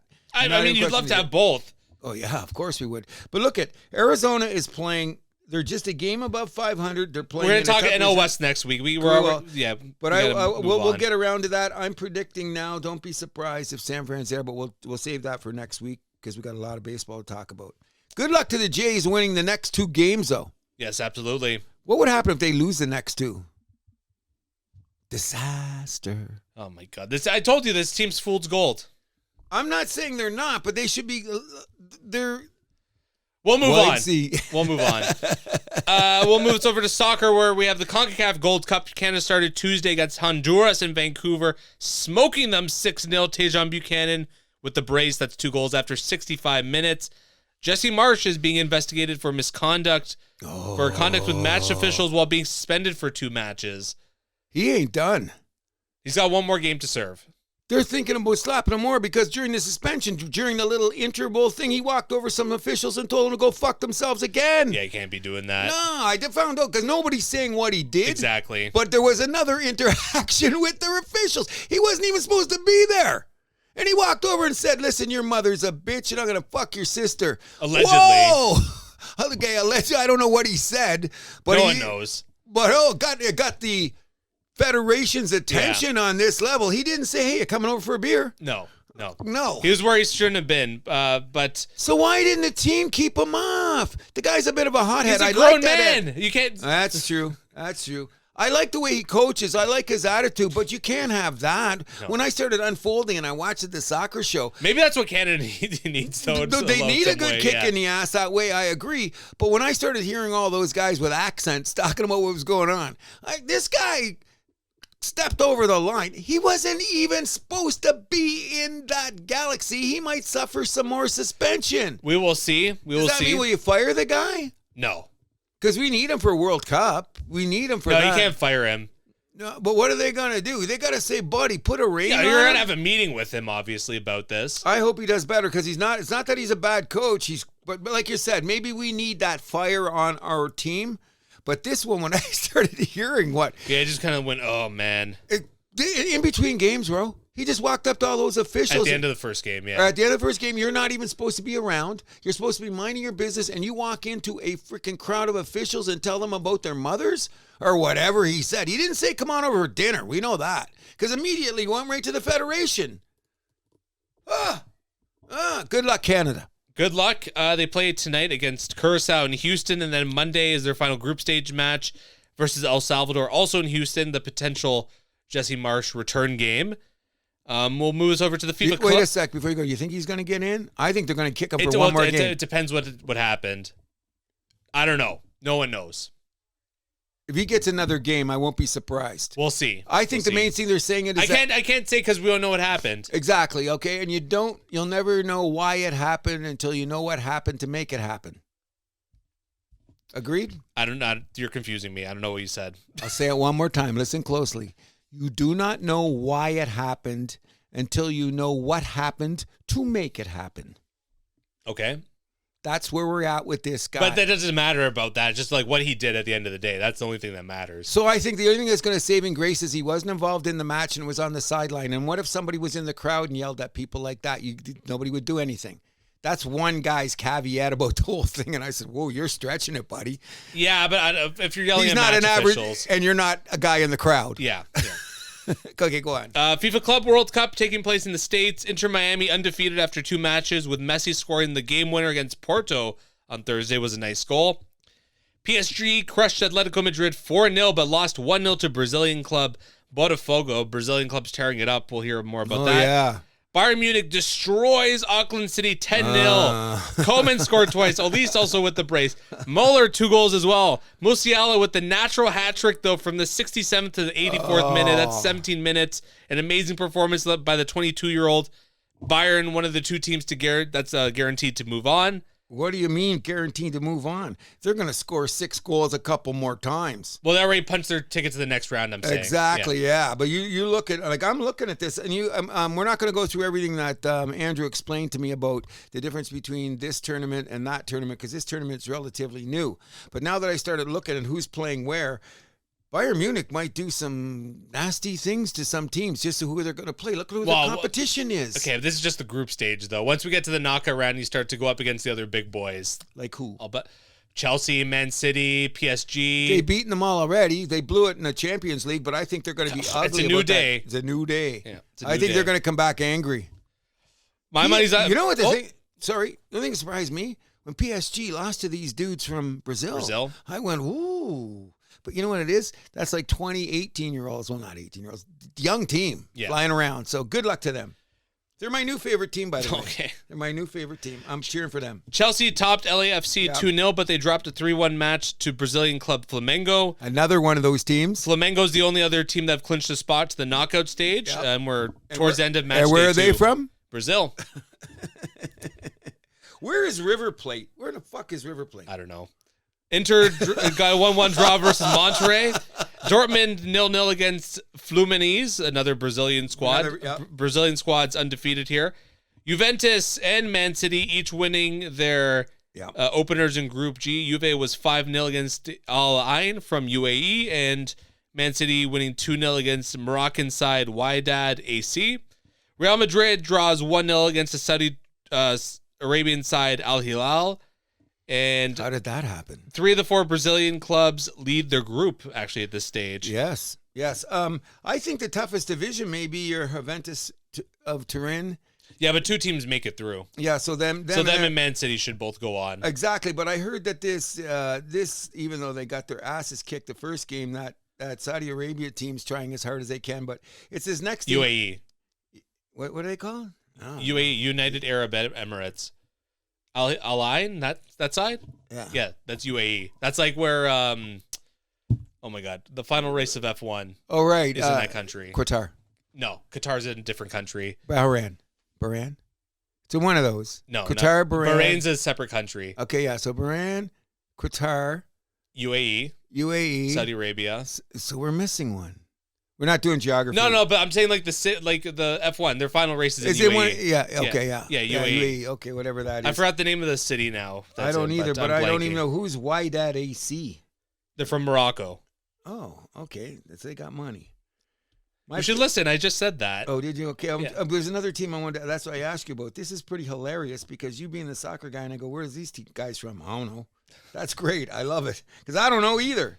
It's teams from all like different whatever conferences, right? Well, so this will teams make from like Asia and whatever. Yeah, well, we're gonna learn who they are because by the time we get to next week and there's more going on, because we'll have a soccer report. I am gonna look up and say, where are these fuckers from? River Plate. What flag is it? It's a weird looking flag, really. Either way, we can't spend too much time on this. Other notes for soccer: Gennaro Gattuso. Oh no, that's just their logo. That's okay. So my goal by next week give you the history of River Plate. Oh, I could just look that up quickly. Okay, where are they from? What? Who are they playing against? I love the name. Monterrey. Okay, they're a Mexican team. Oh, are they? I know that. Well, Monterrey's a Mexican team. Yeah. Oh, I know that too, and I know we're Inter, and I know Uruguay Reds. Okay, but I never heard of River Plate. They're from Argentina. Oh. Okay, because there's big rivers. Another strong South American squad here. Okay, good. Glad to know that. I know Boca Juniors from Argentina. They're the big squad there. Okay. But the last note for soccer, Gennaro Gattuso named the new manager for Italy. Bit of a red flag, not going to lie. How come you say that? He's not a very good manager. You said that before. He's had his chance with City A. Didn't go well. Okay. No one wants the Italy job. Full disclosure, I really like when Andrew Milani puts the hammer down on something before they come out, like it's killing. Bro, we missed 2 World Cups in a row. We're about to miss a third. It's embarrassing. Hammer, boom. Okay, I'm with you. Oh my God, the team went from winning the Euros to being unable to qualify for the World Cup. Like, it's embarrassing. Okay, it's embarrassing. Okay. Anything else you want to add for soccer? No. So we'll move us over to the U.S. Open, a little interlude here. JJ Spawn winning that tournament. What'd you make of that? I thought that they made the conditions absolutely insane. Sunday playing through God, monsoon, basically. Everything that went on, I thought that sometimes that things didn't go fair for some players. Now, I'm really glad for Spawn because I watch a lot of golf. He lost the players in that playoff on Monday because he looked a deer through the headlights. He challenged Scotty for another tournament a couple weeks ago, so his pedigree has been going up. So he was prepared for this U.S. Open. The thing was, he just shot better than anybody because he was the only guy that was under par for the whole tournament. Mm-hmm. You know what I mean? But there was absolutely ridiculous conditions, and I'm saying the U.S. Open wants to be tough. But then there's a point where, come on. I really felt bad for Sam Burns. Yeah, it felt like they really just didn't want to extend it to Monday. Probably, but the one thing is you understand is they have this thing about the rule is like if there's a pool of water or some shit, you're allowed to move the ball because you can't hit it out of a puddle in the fairway because that's the ground's fault. The ground should be in a condition where you can do certain things. Now, if you shoot it into the Fisk or the Brisk, whatever they call it, or you shoot into the forest or whatever, that's your deal. But when you hit a ball in the fairway and you get there and it's in a swimming pool, you get to call the official. And the official said, we don't see any problem here. Meanwhile, before he got there, Berger's swinging the club right beside it. And every time he goes like this, water. They wouldn't let him do it.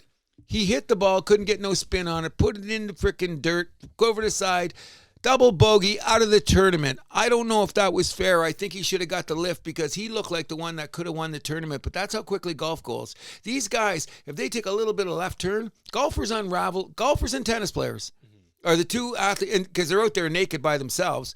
But I noticed when any of those guys, when their wheels fall off, they're in trouble. Now, that being said, Spawn started off in the first 9. He had 3 bogeys fighting the weather.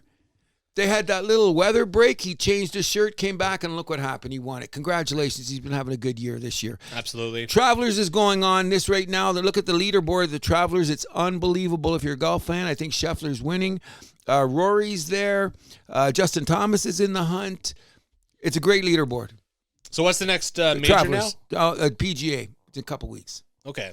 That'll be there. We'll keep an eye on that as we go along here. And for now, though, we'll move this over to the CFL where the Argos, the defending Grey Cup champions, up to a rough start this season. They lost 29-19 on Saturday to Calgary. Arbuck, 309 yards, a touchdown, 2 interceptions. The 2 interceptions, what killed. DeMonte Coxey, the wide receiver, had 98 yards, 1 touchdown. But last night, the Argos lost 39-32 against Saskatchewan. They lost the game on a 99-yard kick return after the Argos tied the game on a 2-point convert with 23 seconds left to go. Arbuckle was serviceable, 259 yards, 2 touchdowns, an interception and 13 rush yards, but they really couldn't get a run game going. The Argos allowed 2 touchdowns in the first and fourth quarters each, and they allowed 17 points in the fourth last week as well, and that lost to the Stampeders. So defense a little bit of a leaky tighter. defense, which we saw this problem last year early on for the Argos as well. They were able to fix it, but I mean, 0-3 is 0-3 to start the season. And I think they got 5 new starters on D. That's part of the issue. I think it's 5 new guys are going, but giving up that kickoff. We tied it. Oh, great. We're here. Whoops. Yeah, 8 seconds to go in the game. Game over, basically. Yeah. Oh, yeah. But I mean, it's one of those plays where you fight so hard to get there. I think we got it. Whoops. Exactly. Come on, Argos. You got to do better than that. 0-3. It's a tough coming back. And oh, by the way, we don't know when Mr. Kelly's getting back. No. Okay. They've already had OTAs in the NFL. Word has it, by the time we get to the end of training camp, there could be 3 or 4 interesting quarterbacks that are going to be available to the CFL. Okay. I'm not going to say any names because I don't want to start rumors, allegedly, but you heard it here first. I was watching. Don't lick me, please. I heard it on MLB, watching Good Morning Football, where one of the guys said, these guys might transition to the CFL just so they'll get reps instead of a practice squad. That's what I'm hearing, but I'm not going to say any names. No, come on, Stanley, please. Stanley, come on. I don't like to be licked. Okay. I love you, but not that much. Hey, Stanley, come here. Go to Papa, come on. Okay, we got to have a Stanley appearance on the show. He's been pretty good. Argos back in action next Sunday in Ottawa against the Red Blacks. They'll be at 7 p.m. Big shout out to the Shoey's crew who continue to have amazing tailgates. I'm going to show up with you guys sometime this year, but these guys haven't missed a party before the Argos. The support from Shoey is in that crew. Jamie, Serge, Ron, everybody, Mike, all those guys that show up. Have a good time. Let's open Shoey's back up so we can have an Argos party there. 100%. We'll move this over to the WNBA where Indiana beat New York and Caitlin Clark's return to give the defending champs their first loss of the season. Excellent game. Clark led the way, 32 points, 8 rebounds, 9 assists, a steal, and 2 blocks on 55% shooting with 7 of 14 from 3. Angel Reese recorded her first triple-double, going 11, 13, and 11 the next day in Chicago's 78-66 win over Connecticut, where she also had 3 steals and 2 blocks. But that's not what you want us to talk about. No, we're going to get here. Things got heated in the Fever's 88-71 win over Connecticut on Tuesday in the Commissioner's Cup match. With 4:48 left in the third quarter, Clark was poked in the eye by J.C. Sheldon, then knocked to the ground by Marina Mabry. Somehow all 3, including Clark, received technicals, but Mabry wasn't ejected. Things have actually escalated to the point where we got a shoving match towards the end of the game. Horrible officiating. Some of the worst officiating I've ever seen in my life. Now, there's been a lot of narratives going around about what does this mean for the WNBA. So here at the House That Happens, buddying when you need, because it's not a bad look because like you have your, you're maybe not the best player in the league right now, but like your top star is being targeted basically. Okay, that's what we're saying. And let's get something out of the way here. I hate to bring this up, but depends on who you are in the pundit world. Your view on this is usually dictated by who you are, and I'm not going to say, you know what I mean. Okay, what side of the fence you are on, okay? Can I explain it that way? Because I don't want to go down that road. But from the rhetoric I've been hearing, I go, oh, it's convenient for you to say this and it's convenient for you to say that. You know where I'm going with it? And we don't want to go there, so let's just say I'm all alleging. I'm talking all the way around the bush. I'm not talking about the bush, okay? Say what you want to say. No, I don't want to say it because then shut up. You know what I'm saying, and I don't want. I don't know what you're saying. I don't want to use the R word. How's that? Okay, race. Okay. Stop it. I don't want to go there. But that's not true, though. Oh, that's not on the floor. What the pundits have been saying. So here's my take on the matter, okay? Well, Barkley's saying that like he thinks that the WNBA is like treating this like they're completely mismanaging this situation. 100% and beyond. And because the fact, okay, listen, let's get one thing straight right off. If you got the highest level of competition against the best athletes in the world, I don't care if you're gerbils. It's passion's going to come out. You might get angry. Of course. Okay, we got that. But this is a situation where One player knocked another player down. If that was in the NBA, what's happening immediately? Oh, my God. Guy's ejected. First of all, before anything escalated, that guy that knocked the other person on their ass, they're out of the game before any questions are asked, okay? So now, how did Caitlin Clark get a technical there? Because she put her hand on the other person, that's what they're saying. Because she defended herself. So that's the WNBA. So that's worth equal of getting like shoved down to the ground, like and body poked the way she did. and slapped in the face. It's ridiculous. Okay, so now we got there. Now number 2, there's a lot of things I did a little research on. People don't realize this. This little JC Sheldon bitch. Okay. Whoa. Okay, no. She's dirty. You know how many contact injuries have gone on in the WNBA and when they talk about the last games here and in there? You know how many contact injuries there have been? You know what a contact injury is? That means when a girl flops on another girl and lands on her leg and looks and walks away. Very dirty. This Jason Sheldon girl has already injured 2 people on Fever in the past. She's injured what's her name? Tarasso? Tarasi. Okay, she's been there. Oh, Marbury. Mabry. She's been involved in 3 contact injuries in the WNBA. So what? You want all your players to get hurt for contact injuries to bring eyeballs to the game? You're out of your fucking mind, you people. But here's the thing that's most egregious of all. Was it that, or is it just mismanagement? Fire the refs. Coming in somebody in that knows what they're doing. They let the escalation point go on. And by the way, the crowd's eating it up. Everybody's going, which is wrong in every way. So I'm going to say this. Do I like Frontier Justice? Have you ever listened to this show before? Yes, you do. Do I like Frontier Justice? Yes, you do. Okay, I'm in the front row of that. Okay, full disclosure, Cruz is the Hall of Fame hater and loves Frontier Justice. My favorite part of the game was, do you know who Sophia Cunningham is? We all know who she is. So let's not go to that part. She's one of my favorite players. She plays for the Fever. Yes. I don't want to talk about the social media part of her whatever. I want to talk. You talked about a lot of it off the air. That's off the air. That's strictly off the air. We're on air now, so I'm professional. I want to professional-ish. Yes, okay. So we're not going to talk about her social media status and everything. That's between you and I and beers. Okay, but what I like the best is when Miss J.C. Sheldon was coming down the floor for her breakaway with less than a minute left in the game and the Fever are winning by 18 at this point in time. My favorite thing is, did you see Sophia talking to her? Yeah. Before she gave her the headlock and said, meet the mat, bitch. That's what caused the little scuffle I mentioned earlier. Oh, was it caused a scuffle? Then everyone got ejected. Is that because it was the end of the game and the referees could say, we got control of this? Yeah, with 18 seconds. I think it's just more of the ref saying, like, we're done with this shit.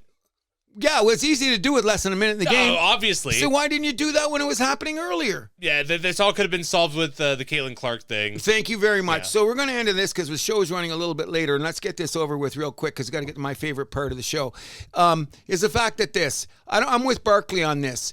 Once again, this is your golden goose.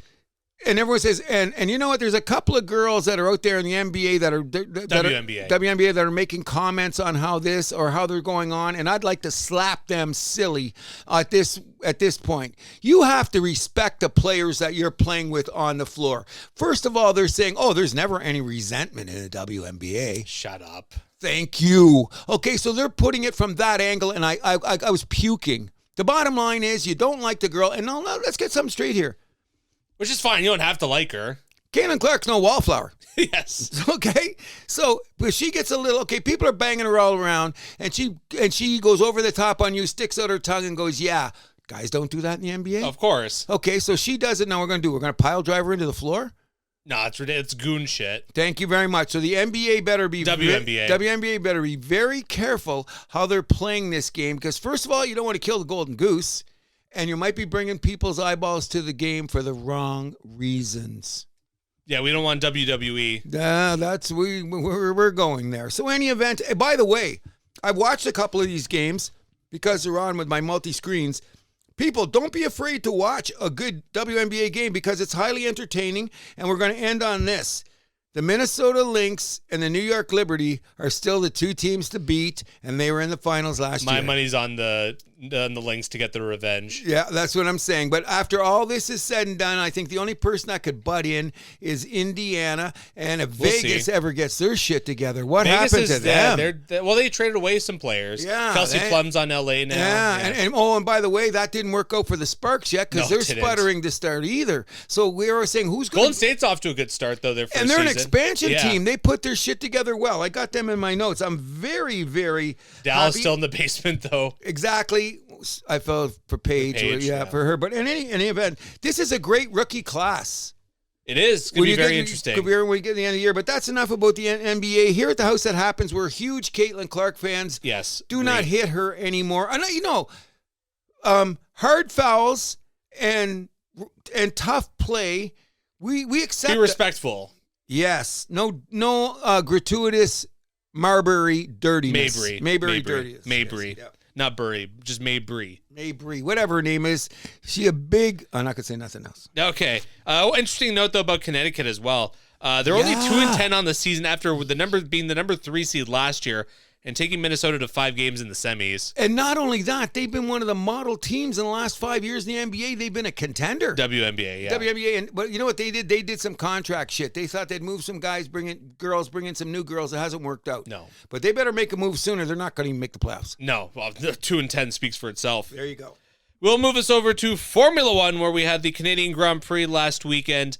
George Russell getting the win there. Verstappen and Antonelli completing the podium. First podium ever for Kimi Antonelli, which you love to see. He's quickly becoming one of our favorites here at the House That Happens. Very much so. Piastri 4th, Leclerc 5th, Hamilton 6th, Alonso 7th, Hülkenberg 8th, Ocon 9th, Sainz 10. But the big news is Lando Norris running himself out of the race. Okay. What is he? Is his like brain made of glass or something? Like I don't know. But first of all, we're going to get that in a second. But a couple little points in. Hülkenberg got more points for Sauber. Yes, that's huge. Number 2, our Antonelli kid. He went after Max. God bless him at 18 because the only one younger than him to get on a podium is Max. Yeah, Max is the youngest of all time, right? The youngest, yeah. And who's the second youngest? They never said. He's the 3rd youngest guy to get on a podium. That's all I heard. But I heard Max is number 1. He was the youngest. 18 1 month. This guy's 18 6 months or something like that. I forget. I'm trying to think who the second would be. They never mentioned. Oh, isn't it Lance Stroll? You're kidding me. I think it might be. Okay, let's go on. We'll continue. Okay, continue. The bottom line is, okay, I've been watching this. First of all, let's throw out to Montreal for every year putting on one of the best races of the year, even though last year they had all the rain bullshit. Yeah. They had some problems. You know what the funny thing about this year was? I see my backyard and all that shit floating down from the trees. All this tree system goes right to frickin' New Brunswick. So we all got the same trees. You see the stuff floating down on the thing, and everyone's going, what is it going? We got the air things in the car and all that. That's just part of being in Canada, boys. Because outside of that, I didn't hear anybody say anything but great stuff about being in Montreal. Congratulations for Montreal putting on a world-class event I never heard one team or one racer say anything but great things about Montreal. And it's a great track. Gilles Villeneuve, bless his soul. Yep. Room to move. Got the DRS areas you can go into or whatever you call that shit. Careful on your tires. Yes. They know the traction. It's just all the stuff I learned again. Every week F1 comes up. I learned something new. But because I wasn't paying attention, maybe it should have been last year. This Montreal track is our bucket list, buddy. In the next year or two, you and I are going together to Montreal to see the Grand Prix. I can guarantee that. I will have ways to guarantee that. Okay, that's another story. But let's get to the fucking punchline. Lando? First of all, you're on the same team, guys. How many times do we come on this show and say, McLaren, who's your number 1 driver? Okay, we know who it should be. Okay, we know what if you guys can't figure it out, we are not going to try. Number 2. That's a Zach Brown problem. Huge. Number 2 is the way you go, you take your car in and out of the pit and starting a race. Let's go back to fundamental F1 because you haven't figured out how to get your car into the place and out with the tire change the right time. When you put on the soft and that, they don't seem to know what they're doing. Then their car's great. The car's got great pace. McLaren? Yeah. It's the best car this year, hands down. Okay, that's what I'm saying. But you add that on to, they don't know how to start a race. None of those guys know what they're doing to start a race, for starters. Antonelli made Oscar look silly in the opening, just to get off the track. Like, that's an 18-year-old. You're the number 1 in the constructor points right now, and this kid made you look stupid. Okay? I wouldn't say he made him look stupid. But he made the right move. For an 18-year-old, Yeah. he made that right move. No, as a matter of fact, if he had swigged a little bit away, he would have got max too. Like that, for an 18-year-old, I jumped out of my chair. I said, I love this kid.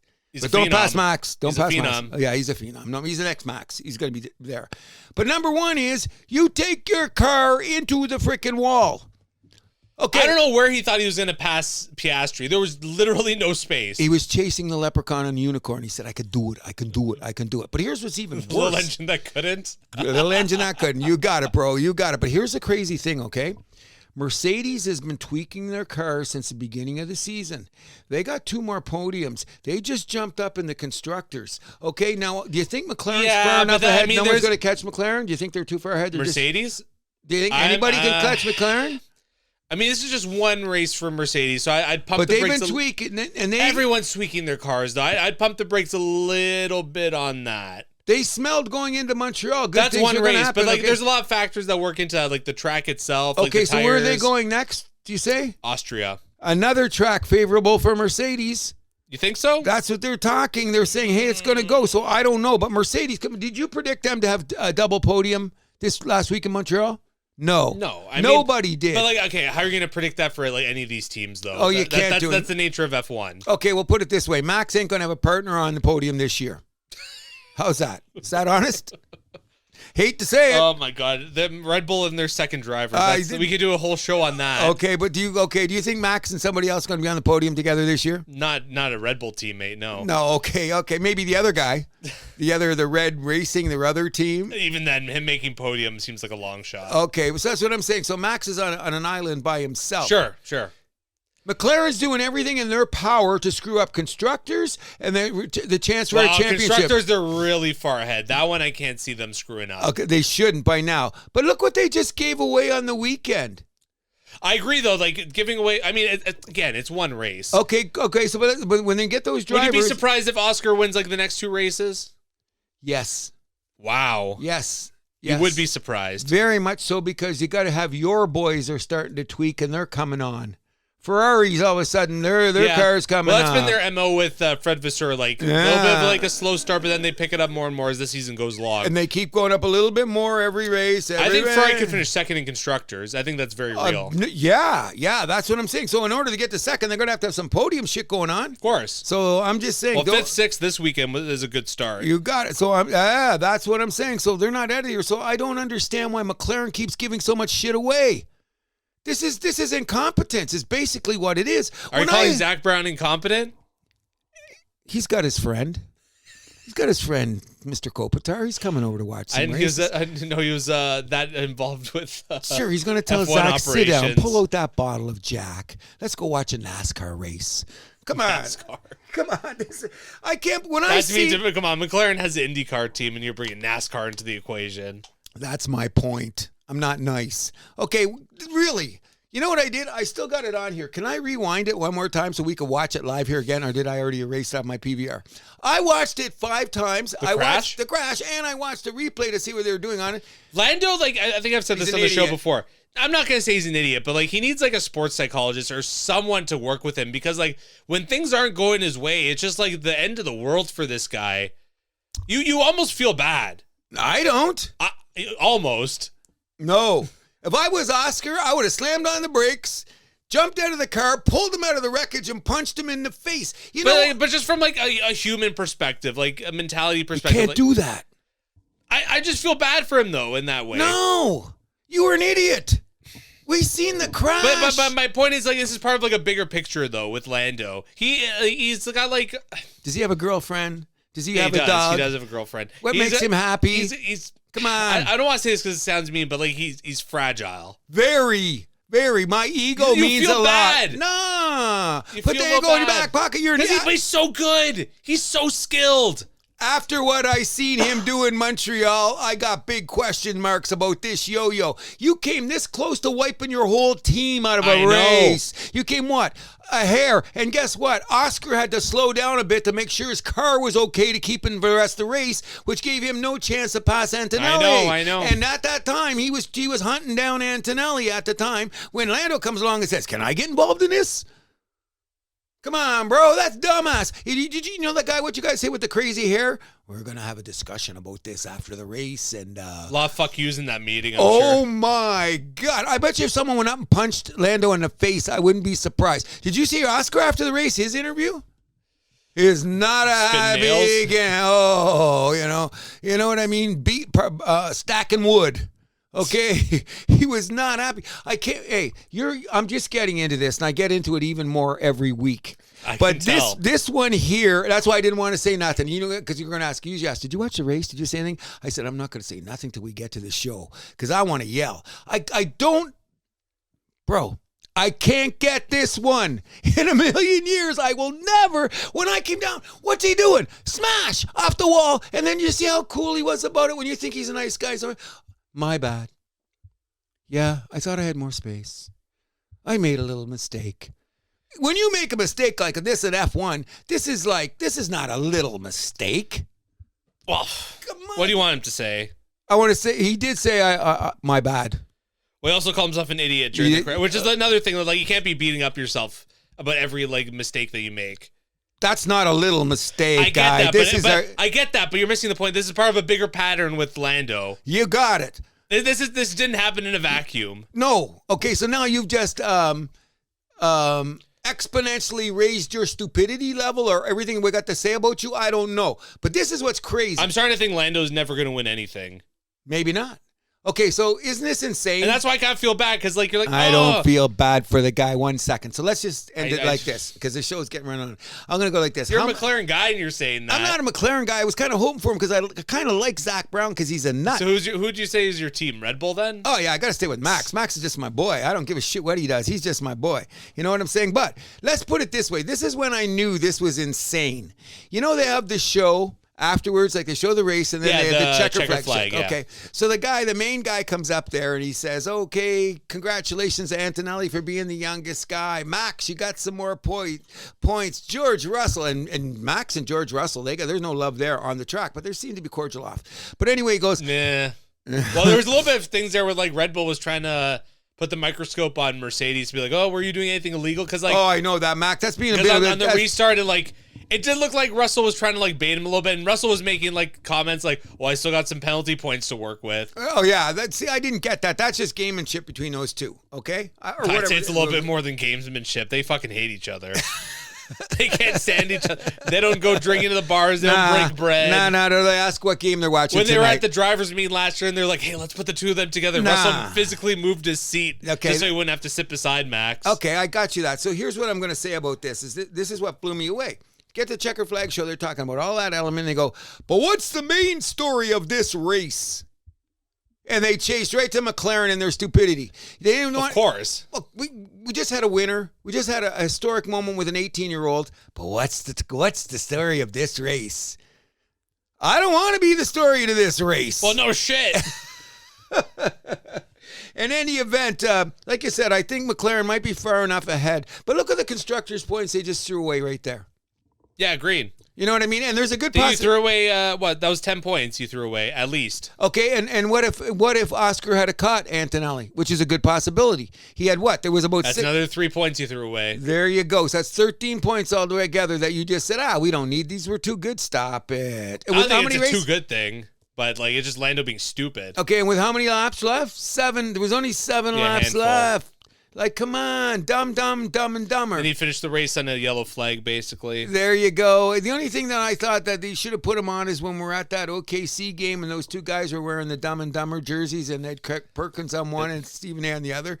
That was pretty funny. That's what they had on their necks? No, did you see them? Yeah, in the suits, and they had the chains with. Oh, okay. And the picture, because we're watching who they have who are the guys on the chain? It was Stephen A and Perkins.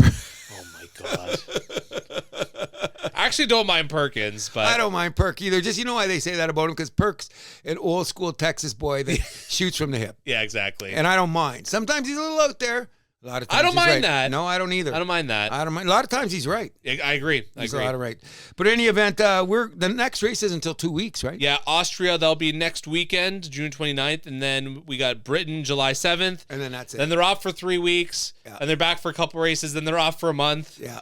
because that's how F1 rolls. Okay, but that's not, and they got the time of day. I'm gonna go out on a limb right here, right now, and I'm gonna say that Mercedes and Ferrari will do something in Austria that's going to surprise us. Well, don't forget that's Red Bull's home race. Max may win it, but I'm saying those other two teams are going to be in there getting dirty on it. Okay. But I'm going to tell you this much.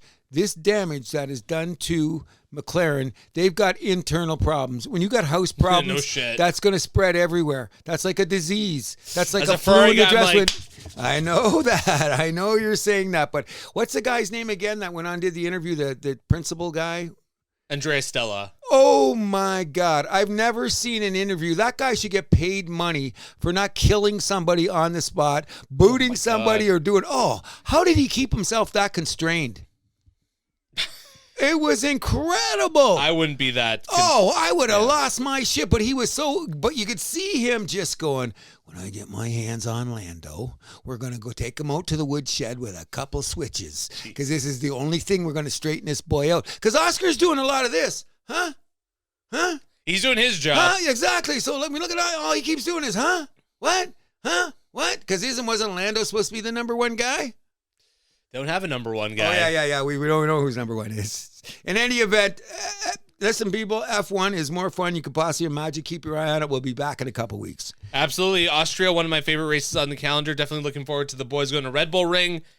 But for now, we'll wrap things up here on the show. No trivia question this week. Cruz, because we went on too long. And you know what, though? Well, we went on an hour about hockey. That's not going to happen next week. No, we're all done with the hockey. That's too bad. What's what I'm looking forward to? The game?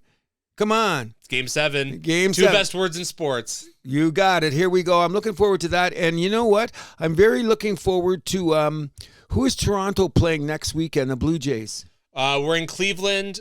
We're in Boston. And then we got the Yankees next weekend. So we got Boston and Yankees back to back, right? Yes, sir. In Boston, but then we come back home to play the Yankees. That's going to determine whether or not we're the fool's goal or not. I have a suspicion. Positive, bro. Jump up and down. Scherzer's coming back. Remember? That's one guy. I'm worried about our hitting is not going to be able to hold up. It's been consistent. Now, if they just if they just stay their levels for the rest of the year, that's more hitting than we were expecting. Come on. I agree. That's why I'm worried. Okay, so just stay on your average where you are for the rest of the season. Okay, I'm we'll more see. worried about me calling our starting pitching.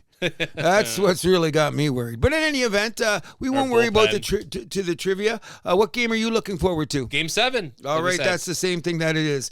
Once again, before we go... and F1 movie comes out this week. Oh, that's right. My wife wants to go. Gail wants to go. I'm going in IMAX. I'll let you know how it is. Please, and then we'll get down there.